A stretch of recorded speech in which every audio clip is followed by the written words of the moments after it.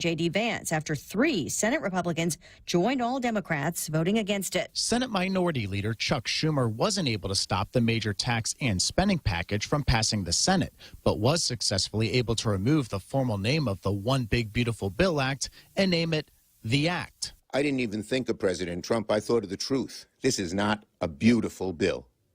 Anyone who loses their health insurance doesn't think it's beautiful. The White House and Republicans supporting the bill say extending the 2017 tax cuts and deductions on tips and overtime will be a major boost to the economy that will bring relief to working Americans. Fox's Ryan Schmel is on Capitol Hill. The president says Medicaid, Medicare, and Social Security are being strengthened, not cut, despite estimates that more than 11 million Americans could lose health coverage. They had a tough stance and a weak stance. They took not a very strong stance on that to start off, and it's waste, fraud, and abuse, and everybody wants that covered. Some House Republicans concerned about spending levels and debt plan to push back on changes made in the Senate to win Republican votes there. But a House vote could come as soon as tomorrow. President Trump says he's not planning to extend the July 9th deadline for countries to negotiate trade deals with the U.S. Most of the countries will see snapback tariffs. The Treasury Secretary is saying that most of the tariffs will come back to the level of April 2nd when that was announced for those reciprocal tariffs. Fox Business's Edward Lawrence at the White House. The president also telling reporters again he now doubts a deal will be made with Japan, which he says could face a higher tariff on imports than previously announced. A mixed start to July on Wall Street. The Dow up 400 points at the bell. America is listening to Fox News.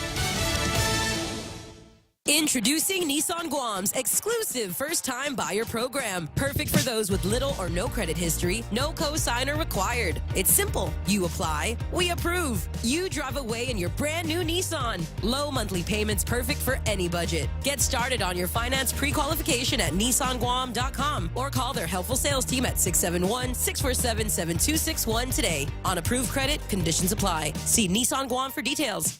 Hafaloha, Maoli live on Guam. Mark your calendars for the Hafaloha Concert Series Part 4, Saturday, July 5th. Get ready for the concert of the summer. Enjoy food, beverages, desserts, and more at Ipao Beach Park. Doors open at 4. Get your tickets online now on guamtime.net. Don't miss the chance to make memories at the Hafaloha Concert Series Part 4, Maoli, July 5th at the Ipao Beach Park. Plans a fight against the Trump administration lawsuit over sanctuary city policies. The Justice Department alleges LA's sanctuary city policies interfere with federal immigration laws. The lawsuit is an attempt to overturn the will of the city, calling for a halt to long-standing policy to protect immigrant Angelenos.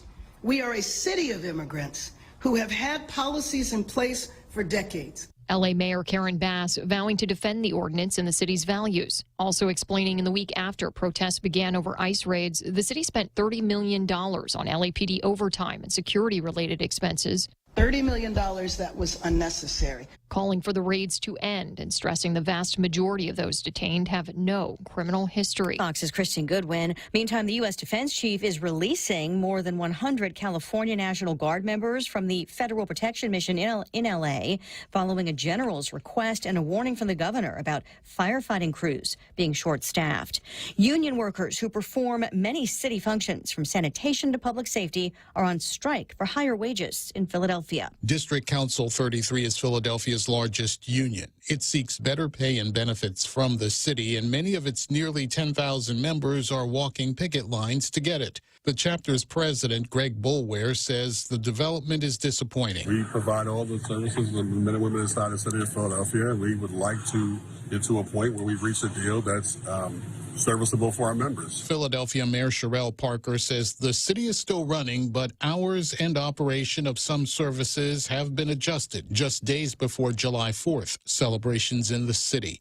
Gernal Scott, Fox News. Recapping stocks, the Dow rallies up 400, but the S&P and the NASDAQ retreat from record highs. The NASDAQ dropping 166. Elisa Brady, Fox News. Frosty lovers, it's time to swirl. Made fresh to order, combine the Wendy's Classic Vanilla or Chocolate Frosty with one of 3 new indulgent sauces. Try it with a sweet, juicy strawberry sauce, a buttery, rich caramel sauce, or decadent, chocolatey brownie batter sauce. Cool down with the new Wendy's Frosty Swirls. Thick enough for a spoon, smooth enough for a straw, and perfect when enjoyed on the end of a hot and crispy fry. For a fresh way to Frosty, gotta be Wendy's. Head on over today. Guam, get ready to experience reggae royalty for one night only. The legendary Wailers are coming live to Ipoh Beach Park. Experience the sounds of Bob Marley, performed by the band that started it all. Under the stars and by the sea. Get ready to groove all night. Saturday, July 19th, a reggae celebration you won't forget. Tickets are moving fast. Choose general admission. Go all in with VIP or get up close with a reggae lovers meet and greet. Don't miss your chance. Get your tickets now at thewailersguam.com and guamtime.net. The Wailers live on Guam. One night, one love. Pick up package at the post office? Check. Drop off dry cleaning? Check. Gas up? Check. Pick up online order at Subway? Check. You value your time and efficiency. So when you order at SubwayPacific.com, Subway makes sure your sub, salad, or wrap is ready for you. With just a few taps on your phone on SubwayPacific.com, your food will be ready to pick up at your convenience or delivered via Good to Go. Either way, when you order online at SubwayPacific.com, you can do your thing while Subway gets your meal fresh and ready for you. At Subway, you gotta refresh to be fresh. And good morning, Guam, at 6:07 on Wednesday, the 2nd of July. I'm Donna De Jesus with a look at your local news on The Point. Police arrested Joel Enos on Monday in connection with a break-in at Uptown Pub and Grill in Jigo last week. Officers say a neighborhood watch member identified Enos from surveillance footage shared online. He was found in Mongmong, Totomaiti, confessed during questioning, and was charged with burglary, theft, and criminal mischief. The pub's owner, Tom Regis, says damages and losses totaled up to $9,000. Surveillance shows the suspect inside the bar for hours, drinking, eating, and damaging property. The break-in happened just before the pub's 7th anniversary. This is the second burglary at the business in less than 7 months. Meanwhile, a woman sustained non-fatal injuries in the three-vehicle collision near Revan Tax and was transported to GMH. GPD spokesperson Norman Analista confirmed the incident, which occurred around 6 o'clock yesterday morning. Officers identified the driver involved as Maurice Montgomery. Police say the incident began earlier with a family violence report at Montgomery's home. He fled, caused one collision before the multi-vehicle crash. Police say Montgomery then exited his vehicle, removed his clothing, and began interfering with emergency crews, even assaulting another driver in what appeared to be an attempted carjacking before his arrest. He faces multiple charges, including assault on a police officer and indecent exposure.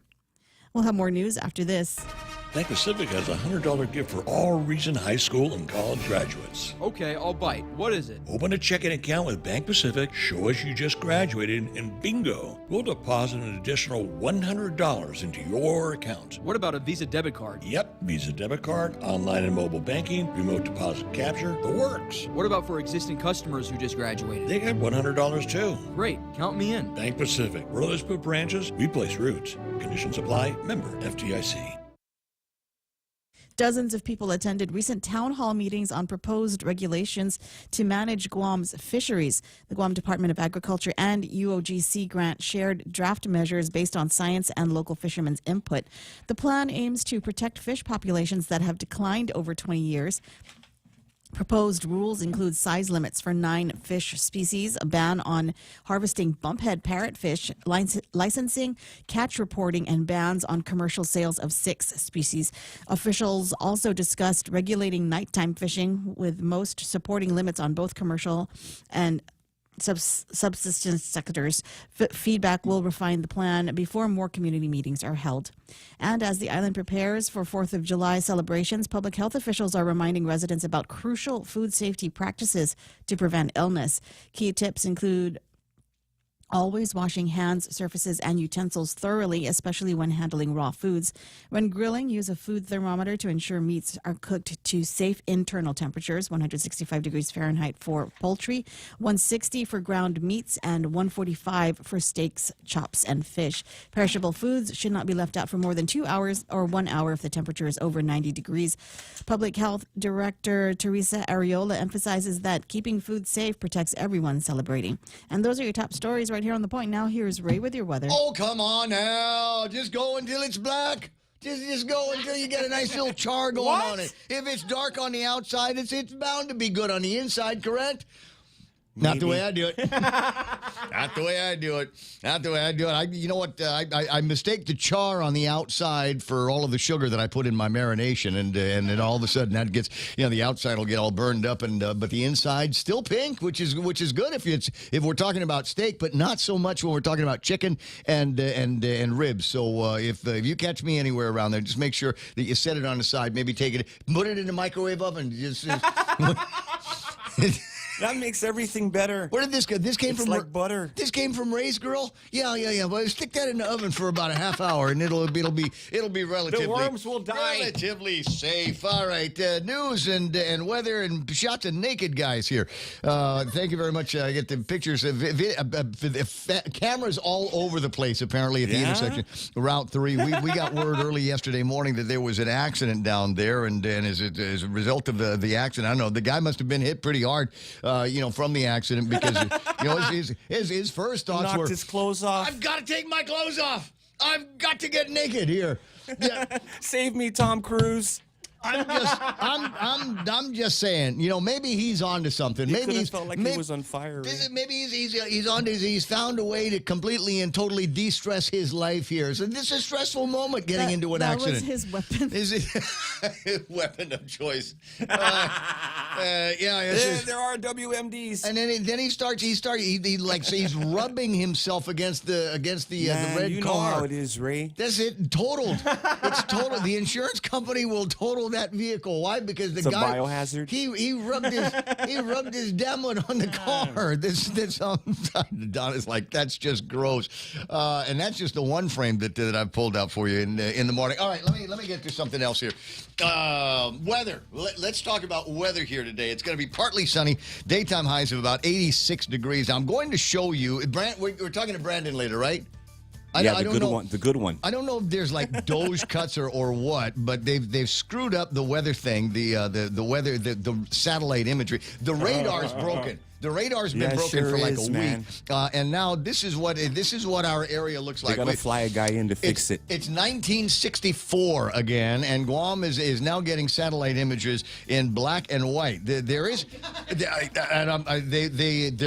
one that says infrared radar loop. It's also black and white, and it's also not about the Guam region. I'm not complaining. I'm just noting I'm just saying, ever since Landon left, ever since Landon went on the Dubai trip to get Donna D some Dubai chocolate, which is supposed to be better than that Japanese stuff, It's so anyway, black and white. But you can see where Guam is in the imagery and what they're saying in the forecast. And we'll talk to Brandon about this a little bit later on. Science officer saying that there are two systems. Neither one of them. Look at that. Yeah, neither one of them is going to be a problem for Guam, but it is causing. I'm not even going to say Fujiwara interaction. It's just a weird thing because it's now spread the weather out to the northeast of us and over to the west of us, and that means that there's not going to be anything happening in our region for a while, which means it's going to be hot today. 86 degrees with the heat index. It'll feel like 92 southeast winds, 3 to 8 miles an hour. Partly cloudy tonight with overnight lows of about 77 degrees. I got mostly sunny in the forecast for tomorrow, and then Independence Day.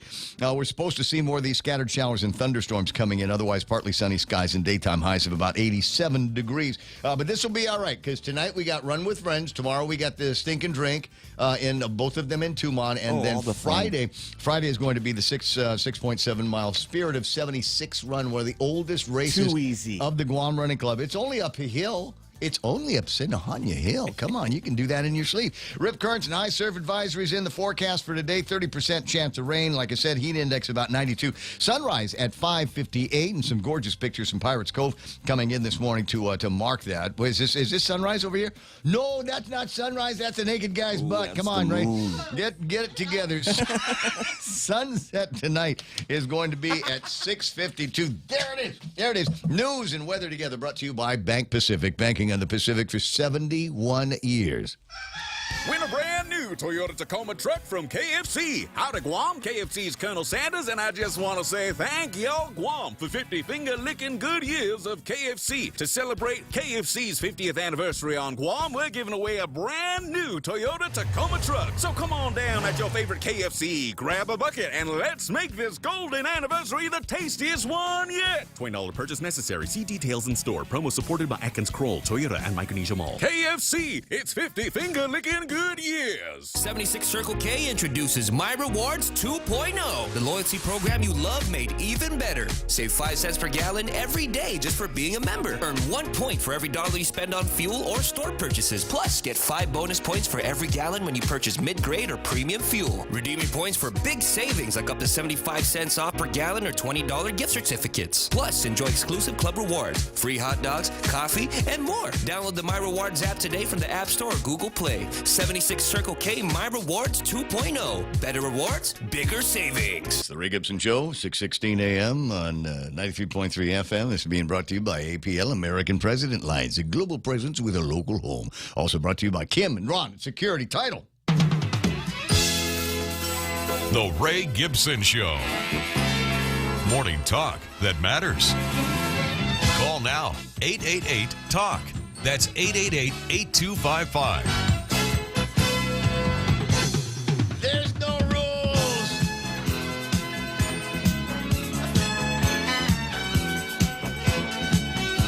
Do whatever you want. There's no rules. You want to run around naked up on Route 16? Go ahead. Go ahead. There's no rules. You want to panhandle all day? You want to ride a bike on the road with no helmet on? Toddler activities, Just go man. in. Yeah. It's exactly it. Yeah. It's So exactly what it feels like. Yeah. It's naked time. Naked time on Guam. Oh, he's in great shape though, Ray.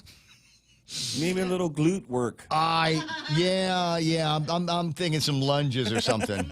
I don't know. I'm not good at the strength training and calisthenics and things like that. But maybe some high knees and jumping jacks or something like that. Maybe that bring some of that rice weight off on the love handles that we're talking about here this morning. You're welcome to the program. Excuse the mess. It is the Ray Gibson Show on 93.3 The Point. My name is Ray. Thrilled as usual to be here with you. Even more thrilled. I don't know what it is. With us talking about all the running and everything that's going on. Thanks very much to Andy and Matt and the guys over at Southern Mountain Gear. Another great Tuesday night run with the Ates. They are coming back slowly. Nice, Real Joe. Ates. Real Joe has been on my Strava. He saw me running over the weekend. He says, "Where were the Ates there?" They're all coming back slowly. They're all coming back slowly, and so they were all hanging out there at the thing last night over at Southern Mountain Gear. And like I said, we've got a big schedule coming up, including the Spirit of 76 run on Friday. You can sign up on race day. Bring $20 with you. First time, I think we've got 100 of these jerseys. I think I got a picture. I'll put it up on the screen a little bit later on. Running Club has got 100 of these Spirit of 76 running shirts. The dry fits or whatever. Anyway, so they're going to be giving all of that stuff away. That's your reward for going up to Sinahanya Hill, running down into Ordot towards Leo Palace, and then coming back around. And then after that, we're all going to go have breakfast someplace. Where? You're going to do it? No, what? Am I going to run it? Do it just to get the shirt for this dude. Exactly. Oh, for the guy? Yeah, for the guy, man. Donna can't work because I've got the naked guy in the preview screen. Let me see if I can find. Here's something a little bit here. She's distracted. Here, Donna, here's something a little bit happier. It's a tiramisu. It's a pyramid shaped tiramisu cake. Anyway, 6:18. It's so cute. I know. See, I'll put you prefer that over the naked guy, huh? No accounting for everybody's taste. Anyway, 888-8255, 888-TALK. That's the telephone number here at 93.3 The Point. My name is Ray. As I said, thrilled to be here with you. It's a Wednesday morning, but I'm totally frisky today. I don't know if you can tell. And it's because tomorrow is Thursday, and then I got a couple of things I got to take care of tomorrow. I got an E-Volt thing over at Take Care. Oh, to check your metrics. Yeah. Gianna's gonna put me up on the stand on the little scaly thing there, and then you hold it out, and then you get all these. They might not recognize you, Ray. 40 metrics, 40 different things that they look at. To sort out, just how you're doing, and she's really, really cool with the advice, and she's like, oh yeah, it's really, really nice that you're losing weight. You know, you're losing too much muscle. Okay, and you're 63, and it's hard to put that stuff back on. So you got a protein, got to do all of that stuff. She's really, really great, awesome. What's that? Steroids. Where do you buy that? I don't know. I'm sure we could find them. Did they have that? All the other drugs are available. Like there's no rules.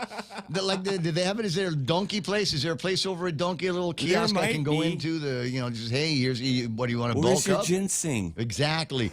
So anyway, I got that to look forward to, and that's going to kick off my my 4th of July weekend. And there's so much going on. We had the people from MWR in the studio yesterday talking about the big deal that they're going to have over at Polaris Point. I know. A little bit harder to find Polaris Point because they actually moved the Polaris to the inside because the Chinese, at least I think so. They're worried that the Chinese spies are everywhere. Chinese spies are going to try. I think there's a story. They busted another 3 guys, or they put them in court for smuggling Chinamen from Saipan to Guam. Typical. Anyway, so lots and lots going on in my head. Dying to find out what you are thinking about here. 888-825-5888-TALK. As usual, when you dial that number, there's a button that lights up in Real Joe's side of the building. Yeah, he'll leap. He'll stop whatever he's doing. For you, Ray. He'll leap to the phone, and then we'll press the button and get you all the way on the radio. Donna D is going to be chasing down some news and headlines, and here we are. We find ourselves kind of in the middle of the week, and as near as I can tell, most of the fireworks over at the legislature is done. It's all that's left now is the crying. All that we've got left is the crying. More crying. Yeah, and then we'll see what happens now. Is going to go into the committee, and maybe sometime between now and the end of the 38th Guam legislature, they'll get around to actually voting on the measure and see what happens with that. What kind of amendments are going to be made on the floor? Is there still room for compromise and all of that stuff? There's also going to be Senator Chris Duenas on oddly page 15 of the Guam Daily Post. It's like they did all of the local news, a bunch of the local news in front, and they went to national news and editorials, and then they went back to we forgot. There's a couple other stories. Someone don't like him. Maybe that's the thing. There was more Chris Duane. Here's the thing: is Chris? They need to start pressing the buttons hard on the rollback of the business privilege tax. And I think you are going to find that you will begin to hear more of that, if not today, tomorrow. Through the weekend, and then another public hearing is going to be taking place over at the legislature on the next weeks.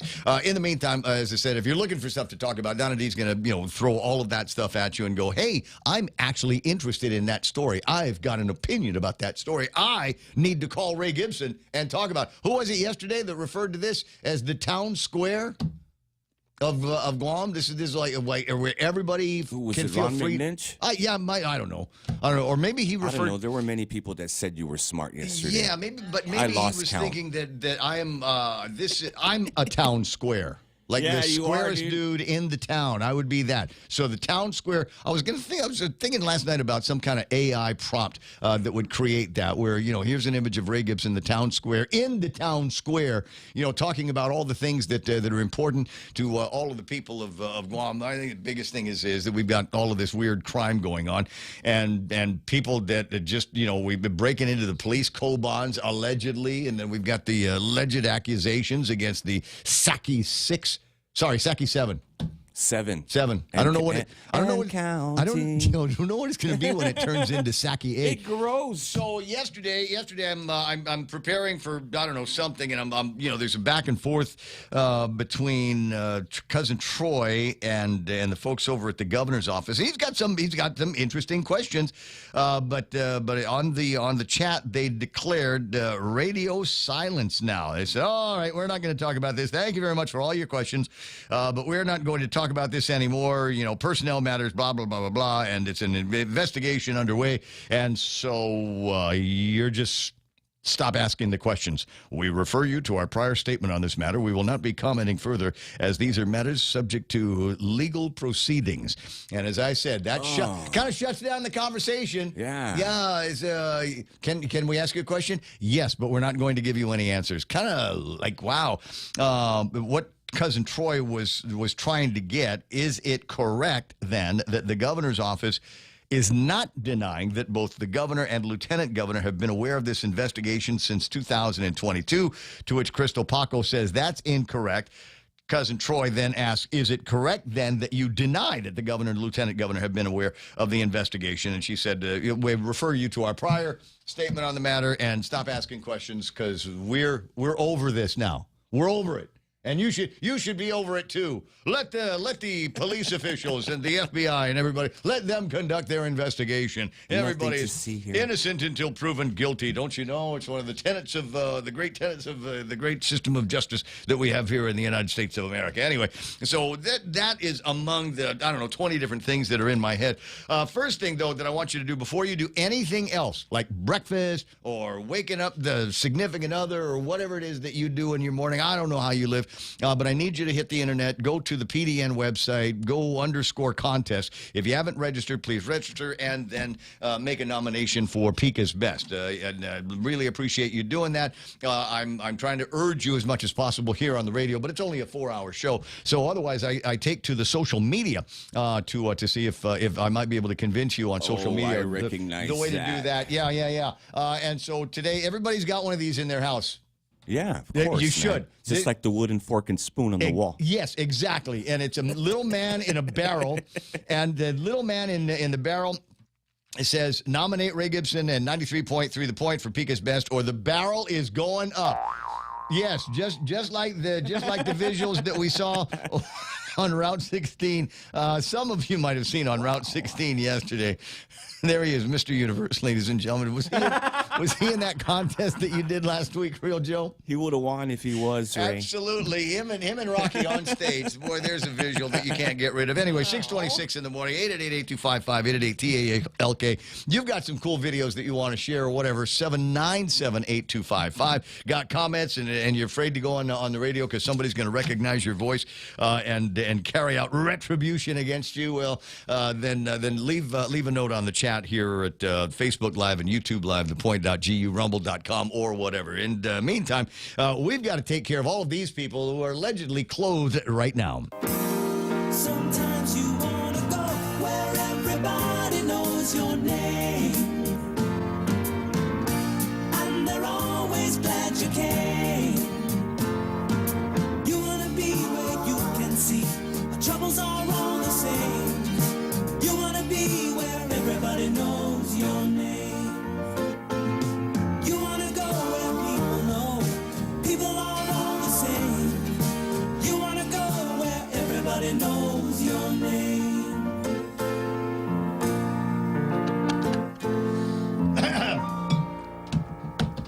Is it indecent exposure if it's too small to see? Ray, that's a local banana, Ray.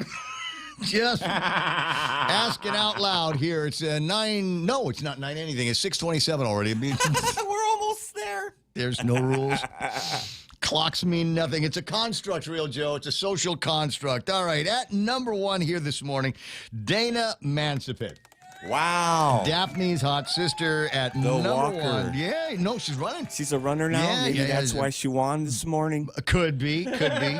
Go out and do the early morning workouts and be there in time to catch the beginning of the Ray Gibson show. I see Stephen Blake's online. Real guy. Uh-huh. Morning guy. Ken Augustin is there. Looks like number 4 is Tony and Annette and Pinko Addy. You know, Real Joe, I don't think we've seen the last. A vice speaker, soon to be the next Republican governor of Guam, and he'll reestablish the rule of law. He'll reestablish the rule. And here's another note. Here's another note. I don't know what it is. Maybe there's something that the guys over at Our Lady of Peace have to put up a sign or something like that. Keep your pants on. Because you never hear about that kind of stuff over at Uncle Ben's place. You gotta be told. At his funeral home, never had naked guys. Our Lady of Peace. All of a sudden, there's a surge. I don't know. I don't know what it is, but maybe there's something in the air. Maybe Phil's got whoever it is got to get out there and I don't know. Like I said, put up some kind of a notice to keep your willy behind the zippy thing here. Anyway, I got Joey Kitsu online. There's Auntie Bennett Lohan Duenas saying hoik. Georgina Augustin says good morning, and then she's got the little sun logo, like the Carl Gutierrez bringing the sunshine back, right she's there bringing it. in the deal. Nice to see you online. Bunker Menno saying hoik. Renee Loud, there's my Micronesian Mall brother. You can go right now to thepoint.gu on the World Wide Web. Take a look at that. Well, you can watch the video on the thing as well. But right underneath the little video box there is the Point's calendar, and you should be able to see all kinds of events, including a bunch of free movies that they're doing over at the Micronesian Mall. Nice. Absolutely. Free is good. Free is awesome. Nice to see that. EOD Kaboom online saying, hey, nice to see you there, my brother, off of Joe Kai and Bunker and Ismail Velez, just throwing up some icons right now, but not actually chatting about anything. That's good, Chief. Bro, you need to go. Zip it. Need to go and investigate.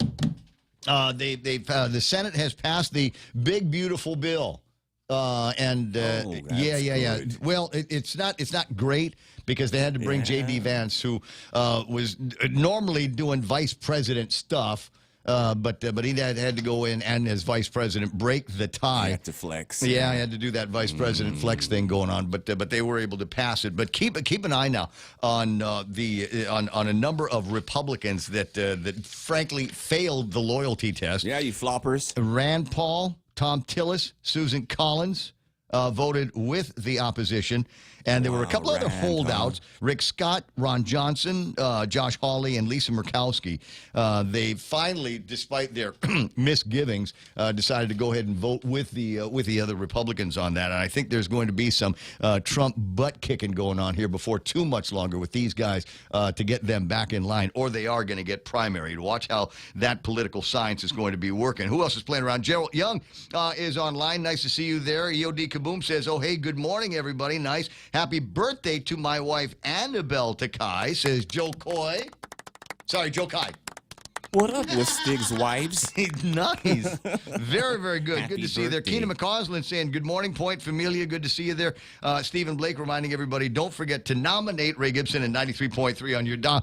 There's all kinds of other people I want you to support as well. Hoffaday Realty, Jeff Pleadwell in every category. Burger King's in there. Lisa Velez for Best Photographer. And if I missed anybody, by all means, go ahead and promote yourselves on the Facebook Live. It's okay. I don't give you a hard time about all of that stuff. Keenan McCausland says HOTT double T's. Yeah. Oh, wow. Super hot up in states because you know why? It's summer and you're in Washington State and nobody has air conditioners and because otherwise it's like 90% of the time it's freezing or raining in Washington State. So nobody needs air conditioners until it gets to be summertime of the year. Yeah. And July in particular. Go to the mall. Go hang out. Yes. It's cold. Go hang out at the mall, and then when you go to sleep, because you don't have an air conditioner in the room, and you have to open the windows, and then you can hear everything going on in the neighborhood: dogs barking, neighbors fighting, all of that stuff. Your neighbor in the house five houses away. That guy farts in bed. You can hear it in Washington State. I know this from personal experience. Lori with a Y. Duenas is there. Nice to see you hanging out with us. Says Ken Augustin. Let me see. On the other side, are there other names here that I need to read? Margaret Estacchio. Nice to have you on. Lulu Nine is hanging out with us. Margaret watching the program and saying good morning. Alicia Duenas Anderson saying good morning to the Point Familia. Jesse Ninetti Aurelio Pareda. Nice to get you there. Nate Horn is on the grid here. So is Henry Manglotnia. Kenneth Polino. What's that from Ken Augustin's Bandit? Manana Sidzuis, my brother. Nice to get that. Ursula Franquez Garrido with the Valentine emojis. Good to have that there. What's that? Bunker says prayers for the fallen brothers of the Coeur d'Alene, Idaho firefighters and their families. Senseless loss from an evil person, gone too soon. You heard about this story. This is the story about the guy that set a fire, and then when the fire department guys came in, started sniping at them. And I'm not sure how the rest of the story goes. I know that somebody had dispatched an Apache helicopter out into that area, and they took everything out. But the crazy thing about it, and the chief of police came out and said, if you're in there, to hunters and people in the area, said, if you're there, if you've got a shot, take this guy out. Right? I mean, I thought that was the most amazing part of it. A sense of frustration and anger from the chief of police, basically telling civilians out there in the world, go grab your gun, and if you see this guy out there, you got a clean shot, then take him out. Simon Sanchez online says, have a safe and productive Wednesday, Point Familia. Nice to have you there. Henry Manglotnia says, good morning, everybody. The Christine Oliver, unsing into a 3-day weekend. Absolutely, and we'll be looking out for you. Go ahead and clean up the camera on your phone so you can get some videos and memorialize it and do that social media thing. Live Oak, Texas, where Alpha Omega is, says, good afternoon, Jerome McDonald. My Telu, nice to see that. If that was in California, the naked guy, he would have been on PCP or Angel Dust. That might still be the case. I don't know. Dude, who's doing those drugs anymore? Bro, those are like 80s drugs. There was a guy at the pavilion next to the Lupang Beach Towers, right? Not that, but the one next to it. They got that little hilly thing. There was a guy there. I passed by him a couple of times, and he had that bent over fentanyl look. You know what I mean? That you see in all the pictures of like you're stretching out, like Portland and San asleep. Francisco. Yeah, it was just kind of lurched over on one side, and I thought, well, maybe he's just. We're going to see more and more. Catching him. I'm catching him in a weird moment. I was thinking about calling the cops and having them do a welfare check on the guy. And when I came back, he was sort of in the same position, but it looked like he was a little bit more alert. Yeah, so it's possible that maybe there is some of that going on. But he wasn't alone. There was another guy in that same pavilion, but I don't think they were together. It was just weird. Spawning cycle regulations will work much more effectively. The high target species don't get a break to lay eggs. Frankly, it's a free-for-all. Time for senators to get informed on how fish reproduce and regulate harvest periods. No harvesting of target species during spawn times. It is a short period. That's Bunker Menno, who knows a thing or two about all of this stuff. Dude, all I know is that there's still probably a caravan of fishing boats that go out at night from the Paseo, and they go and hit every reef that they can get to and empty it out. And then come back and sell it to I don't know who, but it is an organized process. Or it goes bad. And I don't know who's watching those guys to make sure. Alpha Omega says, Buenos enough a day, Auntie Bennett. Tattoo Shot is asking, why is there a naked guy on the screen? Format change, babe. Welcome to the show. Sorry. Ismail says, Triple B, yes, the big beautiful bill is passed by the Senate, causing the Musk-Trump feud to start all over again. Yeah, I saw that. Have a safe weekend. Have a safe Wednesday, everyone. It's raining naked R's, says Alicia Duaneus Anderson. Nice to see you there. Norma Jean Rivera, wishing everybody a good morning. Ali Malakas, wishing everybody, like I said, another good morning. Nice to see you there. Henry Manglotnia and Lori, Margaret. Okay. Simon Sanchez says, lift some weights, Ray. Doesn't have to be heavy. More reps than weight to build muscle and tone. Yeah, but he's calling you out, right? I come from the management school of delegation. So when you lift that for me. So on workout day, when it's strength day, Real Joe does it. Yes. Real Joe is doing my workouts for me. I'm doing enough for all of you, Uncle Si. Thank you, bud. Mike Rios and Ken Augustin. Hey, Saki 7 Day. Right on, buddy. It's who else is there? Stay clothed, everybody. Gears and Beers online saying happy birthday to Blake Tyler Nelson. Oh, wow. Good morning and happy birthday, Blake. He works at GRMC. Wait. Yeah, he's the colonoscopy expert. Really? Yeah. So you don't shake his hand, or do you wash it after you're done? No, we hug, man. You hug it out. Yeah, okay. we make it awkward. Oh, wait. Yeah, that's nothing more fun than doing that. I thought I saw there's a big bike thing coming up for you guys this weekend. Blazing Saddles. Blazing Saddles 2025, and I got the details up on the screen right now. 6-hour ride, Ray. Oh, this is not a 4th of July thing. Saturday, July 12th. Okay, give me the details. How do you sign up? Where's it going to be? Yeah, you sign up online, GuamCyclingFederation.com, I believe, or something. You search it, you'll find it. Yeah. It's a 6-hour enduro ride around Two Lovers Point trails and thereabouts. So not on asphalt the entire time? No, it's through the trails, rocks. For 6 roots. hours? Yeah. Is there a loop, or do you just... It goes around and around, yeah. It's like a track. Wow. Yeah, the boys, they worked in there, and they clean cut the out trails. a trail. And, Okay, yeah, that's hard all work. right. That's kind of cool. Is there like a division for straight pedals only, or Yeah. are you guys? There's What about e-bike. There's Amish bikes. A what? The regular bikes. That's what I call them, yeah. It's still living in the past. I got you. That's interesting. Okay. If you ask, F. Ramos says, if you ask the U.S. Attorney Office, they will send you targeting letter of any Fed LE investigations. I'm sure Adelup was aware of the upcoming indictments around there. Ken Augustin says, hey, it's my birthday month. There's Brennan Fausto. Let's go, GOAT. Let me see. Dr. Wen online. Remember to exercise at least 4 times a week and diet in moderation. Stay healthy. Oh, my God. How and when? So that's look. It's a point that needs to get made here, and not that it refers to every particular case. But if you just take care of yourself, get yourself some exercise, don't fill up the plate every time you go to the fiesta table. Just get a little bit for taste, and stick to really some of the basics, some of the stuff that we just learned in grade school at PE. A lot of that stuff will go along. You don't need a gym membership. You don't need to go and get yourself a $700 bike or anything like that. No, you just go and even rubber shoes. You need a $6,000 bike. Yes, you do. made of carbon fiber and aluminum that weighs nothing. I don't know. Who's on the phone there? Troy. Hey, Leonard, this is my cousin It's Troy. a small window. Okay, got a small window.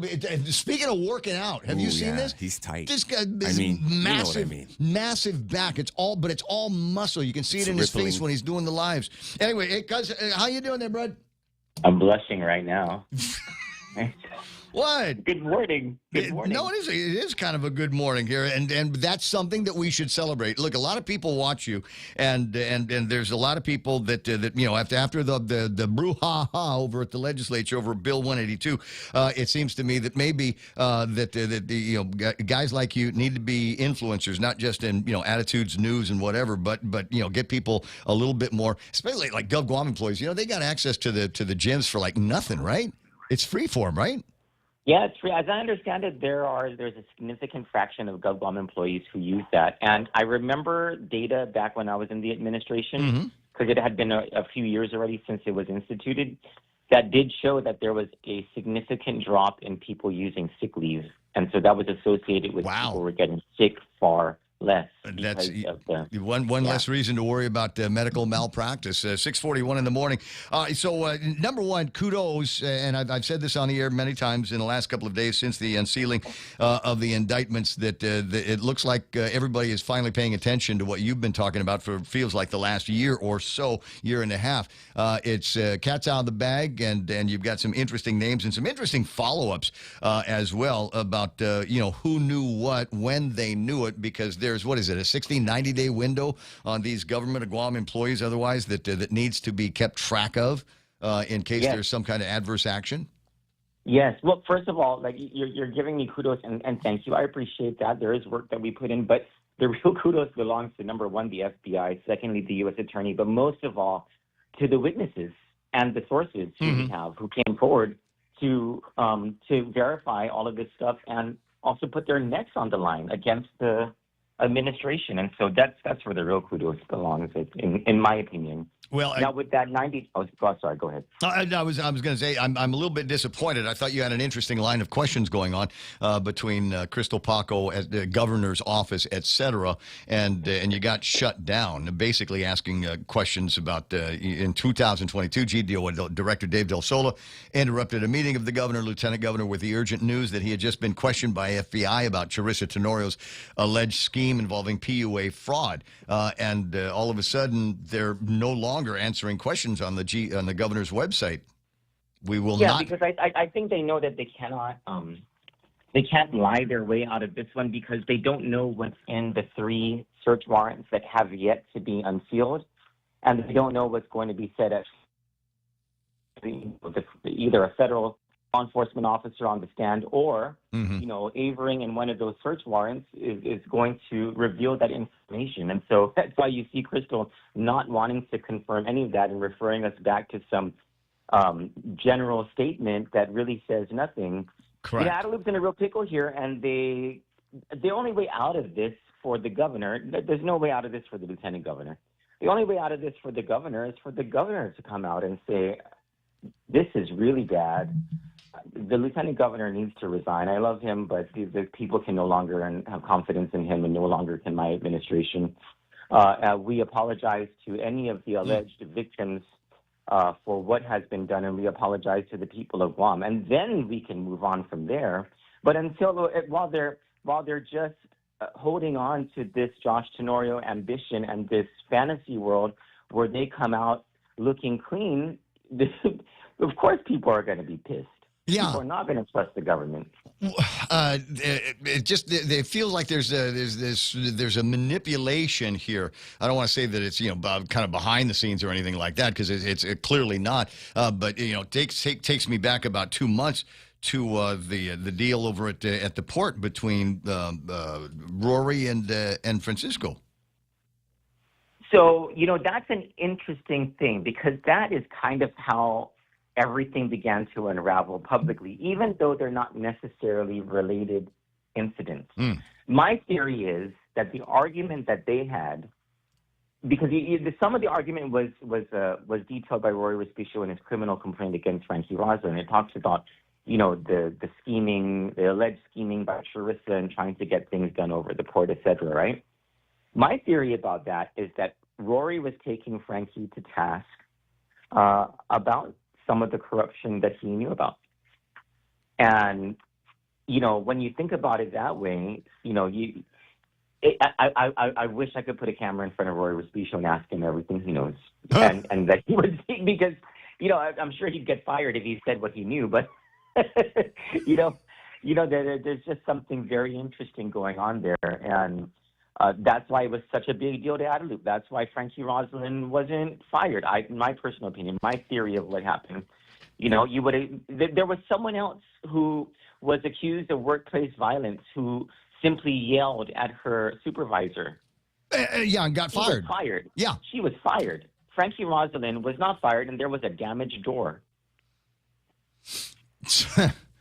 You know what? I'd love to see, and maybe I'm going to swing by your office and see if you've got one. I'm wondering if there's a picture of Lou and Josh, and then you've got all of this string, this colored different pieces of string that go to Frankie and Charissa. Yeah.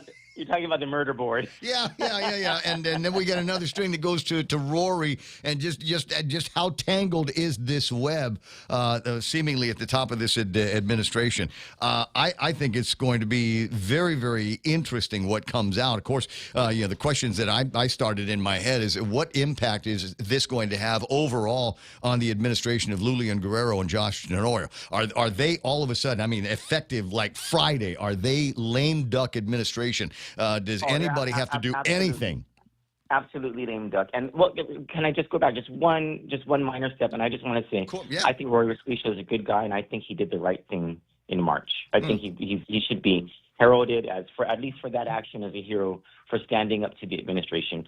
I think that Lou and Josh they've officially entered lame duck status, and what's so sad about that is they were just going to start working on the pool. There are super important things that need to be done. I guess there are good things, right? Like Project Dignity needs to move forward, and maybe this is what propels that to move forward, because the governor has just lost all of this political capital, right, and all this influence. But there are important things that the governor wants to do, in my opinion, that should move forward, including the rehabilitation of the current hospital to better standards and the building of a new hospital. I think that's a very important thing. I don't think that's going to be done now. She's just lost way too much political capital, misstepping on this. No, but you're absolutely right. I mean, the drama over the new hospital and where it's going to get built, all of that stuff, it seems to be in the forefront, but the rest of us are all asking the questions about, what are you going to do about the hospital that we have? This new one's not going to be, we're not going to break ground on this you can break ground tomorrow, but it ain't going to be operational, some say on the outside, at 10 years. Maybe if we go faster, if we solve our procurement issues, maybe we can get stuff done faster. But the fact of the matter is, it ain't going to happen now. But we've got people dying at Guam Memorial Hospital. And a point that I think the doctors were trying to make was, hey, listen, yeah, there's some bad operators out here, but there's some really, really awful procedures at Guam Memorial Hospital that need to be addressed and are not being addressed. This situation is completely unsafe in a lot of different ways. I agree with you on that. And perhaps maybe if you want a last shot at legacy in the next 494 days between now and the next general election, I think the thing that you need to do is create some kind of legacy by solving some of those problems over at GMH. But how is the governor going to get anywhere when she's got this, what is it called, an albatross? Around the neck? Yeah, absolutely. And as you're pointing out, whatever political capital Josh had for running for election in 2026, that's probably all evaporated, along with, I think, real capital. I think I'm wondering if there were people that would have financially supported that campaign that are now second-guessing and questioning whether or not they'll be able to see that all the way through and write a check. Maybe they'll get PUA recipients to donate to the campaign. Cousin Troy, you're the man. My buddy F. Ramos online says your cousin is an influencer. He stuffs his face on Candid, and absolutely right. In fact, but he's always stuffed his face on Candid, but it's much healthier now, right? No, it's not. I absolutely love, but never expected that I would literally get paid to eat. It's okay. There's nothing wrong with it. My brother, I'll see you at the gym. You take care. God bless you guys. Good luck. Nice to get you back on the radio. It's been a long, long time. He's been working out and working, period. So he's tough to get a hold of. My very close personal friend, Governor Leon Guerrero's on the line. Oh, wait, no, it's the other Governor Leon Guerrero. I got Ken on the line. Buenas noches. Happy Wednesday. Good morning. Yeah, I just wanted to follow up on the conversation you were having with Troy and point out the fact that this administration, and I stand up and take credit for the first person back in June 2017, I posted the first video predicting how this administration would go. And if you want, I can send you the link to it. But I predicted this back in June. And I did a video on it, and everything I predicted in the video has come to pass with a vengeance, unfortunately. So from the table of hindsight, I'm looking at the fact that this governor has had more money at her disposal than the last three governors combined. Fact. And she can't point to a single thing that she has done that has made life better for the people of Guam. Somebody's done better. The airlines and moving companies. I think they're doing okay. And the new residents, California, Nevada, Arkansas, Arizona, and Texas. The American president lines. They're doing okay because they're moving stuff out of here. They're like Dennis Larson's goodies that left the beautiful property up in the hills, and now all of that stuff has been moved over to Italy. Sounds like a commercial, but it's not. 651 and change. Yeah, send me the video. I'll talk about that. You're right. It's amazing for all of the money that was floating around, all the good that can be done. All of a sudden, it's beginning to sound like all of the rumors, the hearsay about corruption at the highest levels seem to be coming true. Yeah, and I just got one example. As the Leon Guerrero Tenorio administration was coming in, I had given them a proposal that I had floated to the Cabo administration for a mass transit system that would rival Honolulu. Wow. Guam had that potential. It was supported by Department of Defense, Joint Region, everybody lined up behind it. And where is it? Do we have a mass transit system here that works? No, they fired the only guy that knew what the hell he was doing. We're talking about Sal Babalta? Yeah. Yeah. Yeah. The guy had vision. Proposal, the guy had vision. He knew what he was doing. He had vision, and I don't know. He just, maybe he looked at somebody the wrong way, and they canned his ass, and that's terrible because there has not been any gains made by that system. That ought to be, that should feel like Grab. That should feel like what's the one in States, right? Lyft. It should be like that. There should be an app that shows where every single one of these buses are, and there should be dozens of them, and you should know from 1 second to the next where they are, when the next bus ride is going to be coming, how full it is, how many people there are on the bus. Is this going to be crowded? Should I wait for the next one? All of those kinds of things. With all the technology that we've got available to us right now, there should be a whole lot more of that. But in the meantime, we've got people that don't have cars anymore, can't afford gasoline, and that's the only way that they can get around. And it's a third world. I'm not even going to say third world. I've been to the third world. They've got better mass transit systems than we do. Yeah. When we put the proposal together, based on the research we did, it would have been a $30 a day cash infusion per rider that rode the bus. So that meant that instead of, you know how families are on Guam, when I was younger, we had 5 cars. Why? Because we had 8 kids, you know, mom, dad, and then the next group of older teenagers got kids until they moved out. It's still that way. I'm looking at my neighbor. It shouldn't be. You know, afternoon traffic on Guam shouldn't be as bad as it is. I get it. People are going to pick up their kids from school, and they're taking them to doctor appointments and dentist appointments and orthodontist appointments and track and field meets and things like that. All of those things the kids ought to be able to do on their own by riding a bus. Here's your student pass.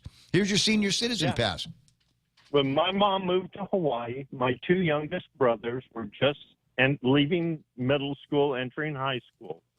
One of my brothers, Kenneth, he didn't get his driver's license till he was 22. Why? Because he didn't need a driver's license because he lived in Hawaii. Yep. You know. I didn't need. When I was a student in Hawaii, I never bothered thinking about getting a car because there was a great bus system, and it was about a 2-minute walk from where I lived at Church Lane to where the nearest bus station was. 6:55 in the morning, Ken. We'll go over all of that a little bit later on. I appreciate your time. You have a great rest of your Wednesday.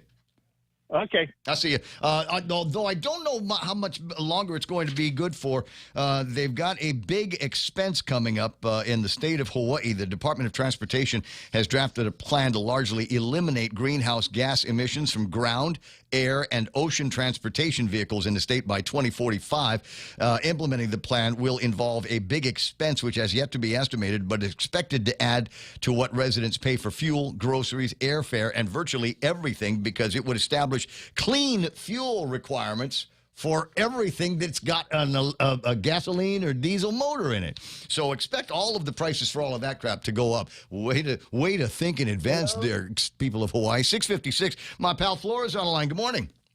Wow, I'm finally on. I actually called earlier, but Joe said to call back 6:50. You know what? Let me call back after the, you know. The news? After a news cycle? Okay, well, just... Yeah, I've got too many things to say, man. It's been bothering me. But thank you, Ray. I'll call back. Right on. Okay, I'll be expecting your call. Real Joe, put a star on that phone number on the caller ID so that when it comes in, you leap to it even faster. Agania Heights. There it is. That's it. 6:57 and change then. All right, well, if we're not going to go on the phone, let me just do some shouts to a couple of friends that are hanging out on the Facebook side. Lynn Legaspi online saying good morning to everybody. Auntie Bennett talking about the Seki 7. Jose Martinez, Governor LG ought to have resigned a long time ago for her pandemic debacle. OMG.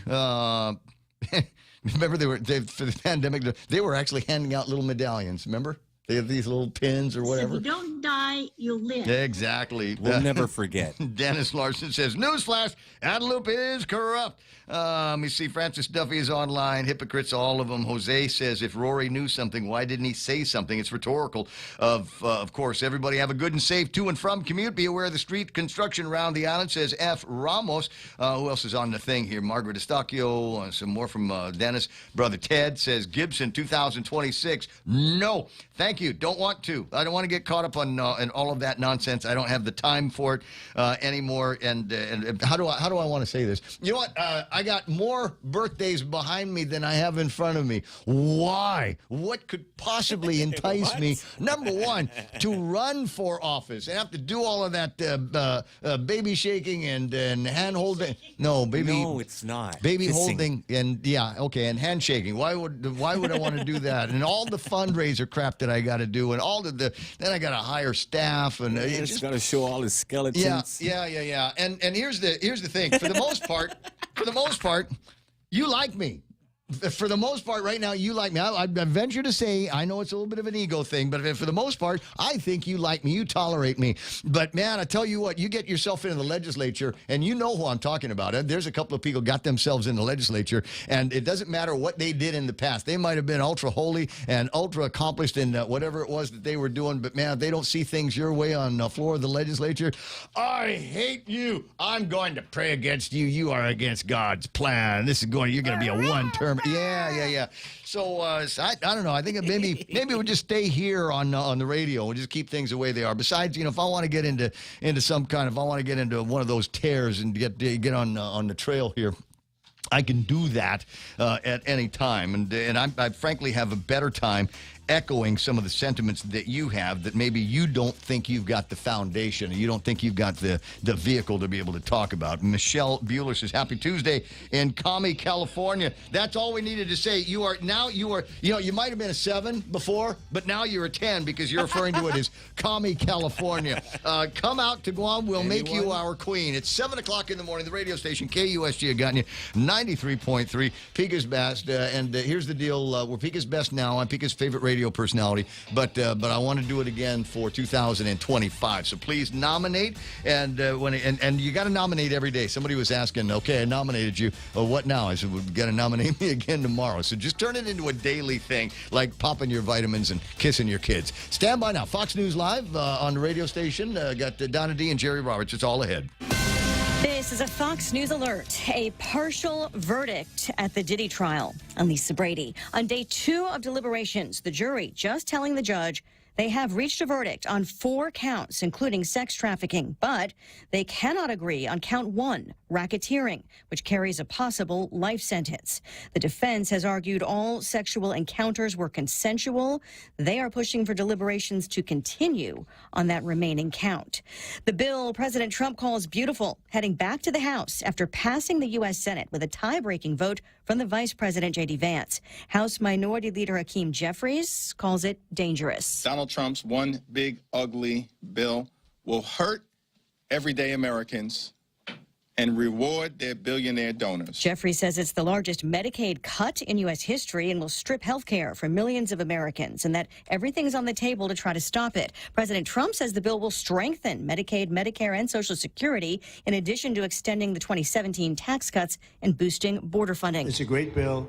There is something for everyone, and I think it's going to go very nicely in the House. Some House Republicans, though, take issue with changes made by the Senate. House Freedom Caucus Chair Andy Harris says he supports the president's agenda, but calls the bill not ready for prime time. The bottom line is now the House is going to have its say. This is not going to sail through the House. We're going to have to negotiate with the Senate one more time, and that's just appropriate. That's the way the legislative process works and the way it should work on a bill of this size. But House Majority Whip Steve Scalise just telling Fox it's a delicate balance. It's not as easy as saying, hey, I just want one more change, because one more change could end up being what collapses the entire thing. He still expects a House vote tomorrow, both on the rule to advance the bill and then potentially on final passage. America is listening to Fox News. Celebrating the 176-year anniversary of American President Lines, APL is a trusted partner to the U.S. government and its military. Our U.S.-flagged vessels are proud to provide ocean transportation, logistics, and critical mission support worldwide, and most especially to our local partners right here on Guam and Saipan. APL has an extensive network that connects your shipping needs to anywhere in the world. The APL Guam team is dedicated and are here to help you. Call 588-4651 or visit apl.com. APL, global presence with a local home. Get 1 gig hybrid fiber internet for just $125 a month with Docomo Pacific's business bundles. Bundle 2 services and get 1 month free, plus a $25 Amazon gift card. Or go for 3 services and get 2 months free, plus Samsung Galaxy Buds on us. Fast, reliable, built for business. Bundle and save today. Visit info.docomopacific.com/bundles. Some conditions apply while supplies last.